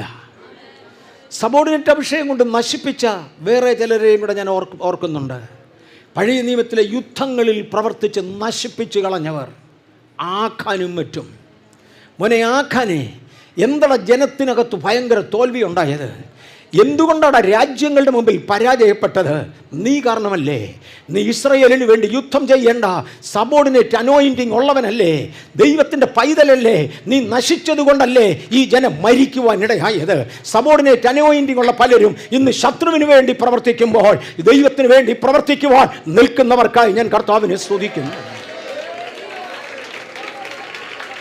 എൻ്റെ മേൽ ഒന്നുകിൽ ഒരു അഭിഷേകം, അത് മെയിൻ അഭിഷേകമാകാം, അല്ലെങ്കിൽ സബോർഡിനേറ്റ് അഭിഷേകമാകാം. ഞാൻ ഇവിടെ വരുമ്പോൾ ഈ സഭയുടെ, കഴിഞ്ഞ ദിവസം ഞാൻ റെജി പാസ്റ്ററോട് ഉണ്ടായിരുന്നു, അവിടെ ചെല്ലുമ്പോൾ ആ സഭയുടെ അഭിഷേകത്തിൻ്റെ കീഴിൽ നിന്നുകൊണ്ട് ഒരു സബോർഡിനേറ്റ് അനോയിന്റിങ് എൻ്റെ കയ്യിൽ ഏൽപ്പിച്ചത് അവരുടെ പേർക്ക് പ്രവർത്തിപ്പാൻ കർത്താവ് തന്ന കൃപയ്ക്കായി സ്തോത്രം. ഞാൻ ഒത്തിരി സഭകളിൽ യാത്ര ചെയ്തിട്ടുണ്ട്. ഇത്രയും വർഷമായി യാത്ര ചെയ്യല്ലേ, 10-65 വർഷം. കേരളത്തിൻ്റെ പല സ്ഥലത്തും കൂടെയും പോകുമ്പോൾ ഞാൻ മിക്കവാറും ഓർക്കും 30 കൊല്ലം മുമ്പ് ഇവിടെ വന്നതാണ്, അങ്ങേ മൂലയ്ക്ക് 32 വർഷം മുമ്പേ വന്നതാണ്, ഇങ്ങേ മൂലയ്ക്ക് 40 വർഷം മുമ്പേ വന്നതാണ്. ഏത് പട്ടണത്തിൽ കൂടെ പോയാലും പല ഗ്രാമങ്ങളിൽ കൂടെ പോയാലും അന്ന് പോയ വഴികളും ദൈവം നടത്തിയതും എനിക്ക് ഓർമ്മയുണ്ട്. ഞാൻ ഒരിക്കലും വലിയ കൺവെൻഷൻസ് ശ്രദ്ധിച്ചിട്ടില്ല, ചെറിയതാണോ എന്ന് നോക്കിയിട്ടുമില്ല. ദൈവം എന്നെ അയക്കുന്നിടത്തെല്ലാം ഞാൻ പോകും. അങ്ങനെ ചെയ്യരുതെന്ന് പറയുന്നവരുണ്ട്, അത് തെറ്റാണെന്ന് പറയുന്നവരുണ്ട്. എൻ്റെ മക്കൾ പോലും പറയാറുണ്ട് അത് തെറ്റാണ്, അങ്ങനെ ചെയ്യരുത് എന്നൊക്കെ പറയാറുണ്ട്. ഇത്രയും ആരോഗ്യമേ ഉള്ളൂ, അത് എല്ലായിടത്തും കൂടെ കളയരുത് എന്ന് പറയാറുണ്ട്. എന്തുകൊണ്ടോ എന്നെ ആര് വിളിച്ചാലും പോകും. സുവിശേഷം പറയാൻ അനുവാദമുള്ളിടത്ത്. ചിലർ പറയും ഞങ്ങളുടേത് യൂണിയൻ കൺവെൻഷനാണ്, മുഴുവൻ പറയരുത്. ഞാൻ പറഞ്ഞ വേറെ ആരെയും അതിന് പറ്റിയ പുള്ളികളെ കിട്ടും, നിങ്ങൾ വിളിക്കുക, എന്നെ അങ്ങ് വിട്ടേക്ക്. കാര്യം എന്നെ കർത്താവ് ഏൽപ്പിക്കുന്നത് പറയാതിരിക്കാൻ എനിക്ക് നിവൃത്തിയില്ല. വരുന്ന മാസം എനിക്ക് ഇതുപോലൊരു മീറ്റിംഗ് ഉണ്ടാവും, 2 ദിവസത്തേക്കേ ഉള്ളൂ. അവരെന്നെ വിളിച്ചേച്ച് പറഞ്ഞ് യൂണിയൻ കൺവെൻഷനാണ്. ഞാൻ പറഞ്ഞാൽ വേറെ ആൾ നോക്ക്, യൂണിയൻ കൺവെൻഷൻ പ്രസംഗിക്കുന്നവർ വേറെ ഉണ്ടത് പാസ്റ്ററെ, ഞങ്ങൾ ചൊവ്വ യാത്ര അയക്കാറുണ്ട്. ഞാൻ പറഞ്ഞു എനിക്ക് യാത്ര ചെയ്യുമ്പോൾ വേണ്ട, അതൊക്കെ കള, അതുപോലെ പിള്ളേരുടെ അടുക്കലും പറ. എന്നെ ദൈവം ഏൽപ്പിക്കുന്ന ദൂത് പറയുവാനുള്ള സ്വാതന്ത്ര്യം എനിക്കില്ലെങ്കിൽ അവസാനം വിളിച്ചേച്ച് പറഞ്ഞാൽ അതിനു വേണ്ടിയാണ് വിളിച്ചത്. ഞാൻ പറഞ്ഞു തല്ലിയാലും കുഴപ്പമില്ല, എന്നെ ഏൽപ്പിച്ച ദൂത് ഞാൻ പറയും. അതില്ലാതെ കണ്ട് ഞാൻ പോയിട്ടൊരർത്ഥമില്ല. എൻ്റെ മേലൊരു അഭിഷേകമുണ്ട്, അത് അതുപോലെ തന്നെ.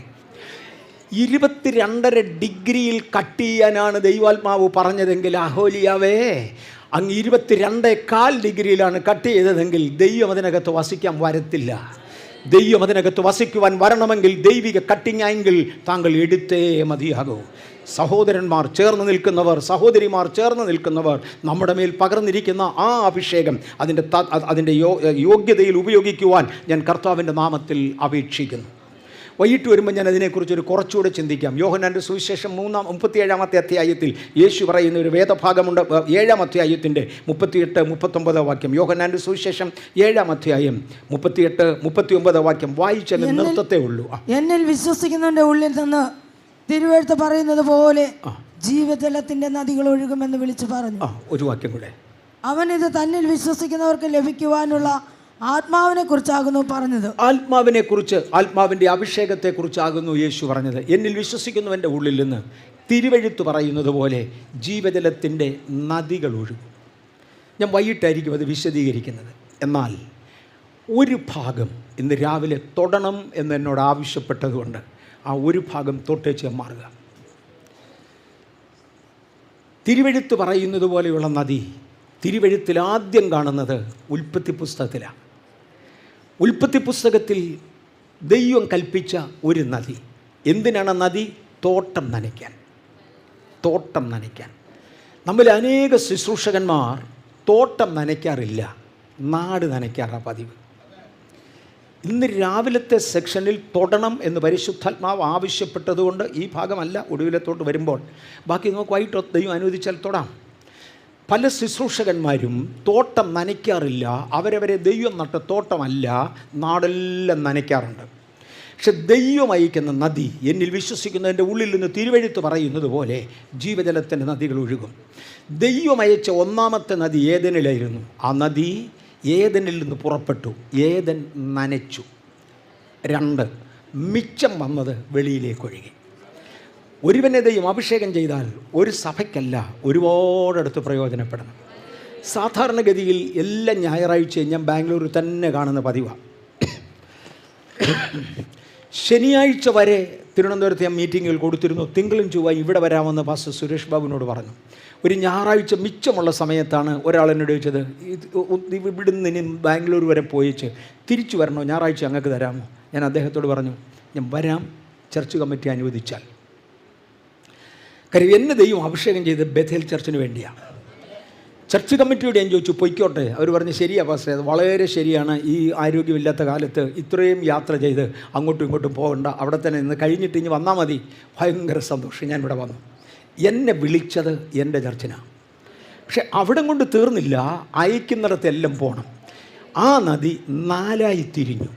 സാധാരണ ലോകത്തിൻ്റെ നദികൾ 4 തോടുകൾ ഒരുമിച്ച് ചേർന്ന് നദിയാകുക. ഇത് വേറെയാണ്. ഇത് ലോകത്തിൻ്റെ പാറ്റേൺ അല്ല, ലോകക്കാരന് മനസ്സിലാകാത്തതാ. ലോകത്തിൻ്റെ പാറ്റേണിൽ 4 തോടുകൾ ഒരുമിച്ച് ചേർന്നൊരു നദിയാകുമെങ്കിൽ ഇവിടെ ഒരു നദി 4ആയി തിരിയുകയാണ്.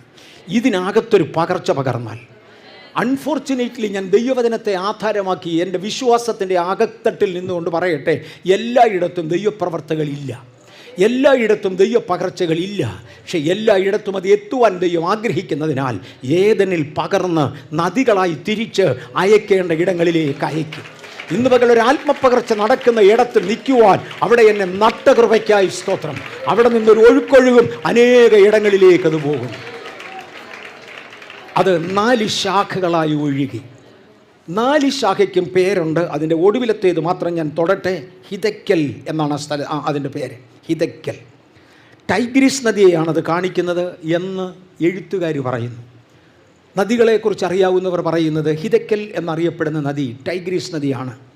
2 ഹിദക്കൽ എന്ന വാക്കിന് എഴുതപ്പെട്ട ഭാഷയിൽ ഒരർത്ഥമുണ്ട്. ഇത് 4 or 5 മെസ്സേജസ് ഞാൻ ബാംഗ്ലൂർ ചർച്ചിൽ ഈ ഒറ്റ വാക്യത്തിൻ്റെ പുറത്തെടുത്തതാണ്. Targeted and projected arrow that's flying. Targeted and projected arrow that is flying. ഉന്നം വെച്ച് ലക്ഷ്യസ്ഥാനത്തെ നോക്കി അമ്പിൽ നിന്ന് വലിച്ചു വിട്ട് പാഞ്ഞുകൊണ്ടിരിക്കുന്ന അമ്പിനെയാണ് ഈ പേര് ഹിദക്കൽ എന്ന് വിളിക്കുന്നത്. പരിശുദ്ധാത്മാവിനോട് പറഞ്ഞു, ഇന്ന് രാവിലത്തെ സെക്ഷനിത്തോട് ചിലരുടെ പ്രാർത്ഥനകൾ ടാർഗറ്റഡ് അല്ല.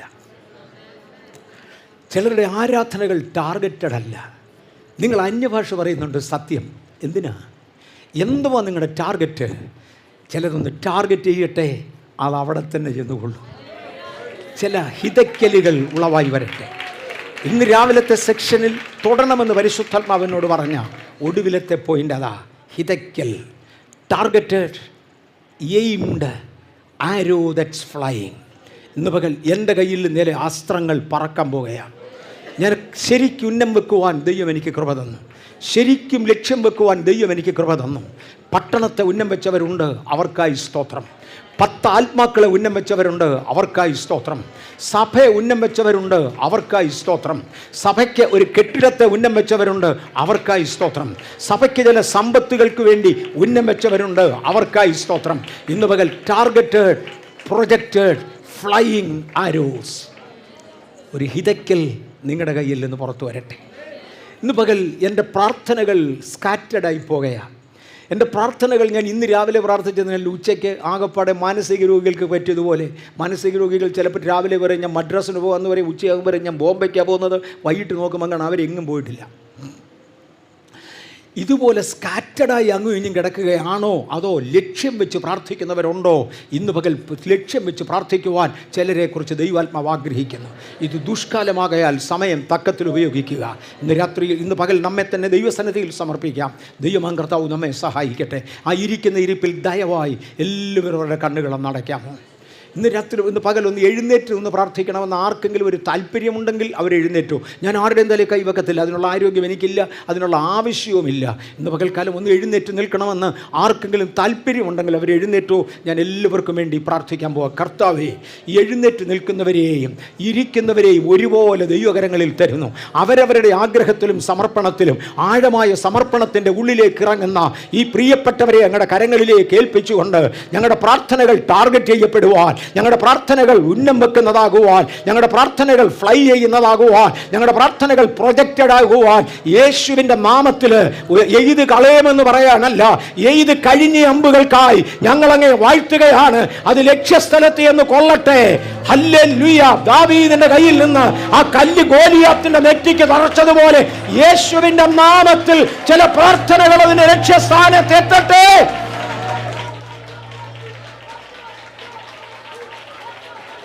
ദൈവമേ, പ്രിയപ്പെട്ടവരെ മാനിച്ച് അനുഗ്രഹിച്ചാലും അത് യേശുവിന്റെ നാമത്തിൽ തന്നെ. ആമേൻ. ആമേൻ. ആമേൻ. കരങ്ങൾ അടിച്ചു.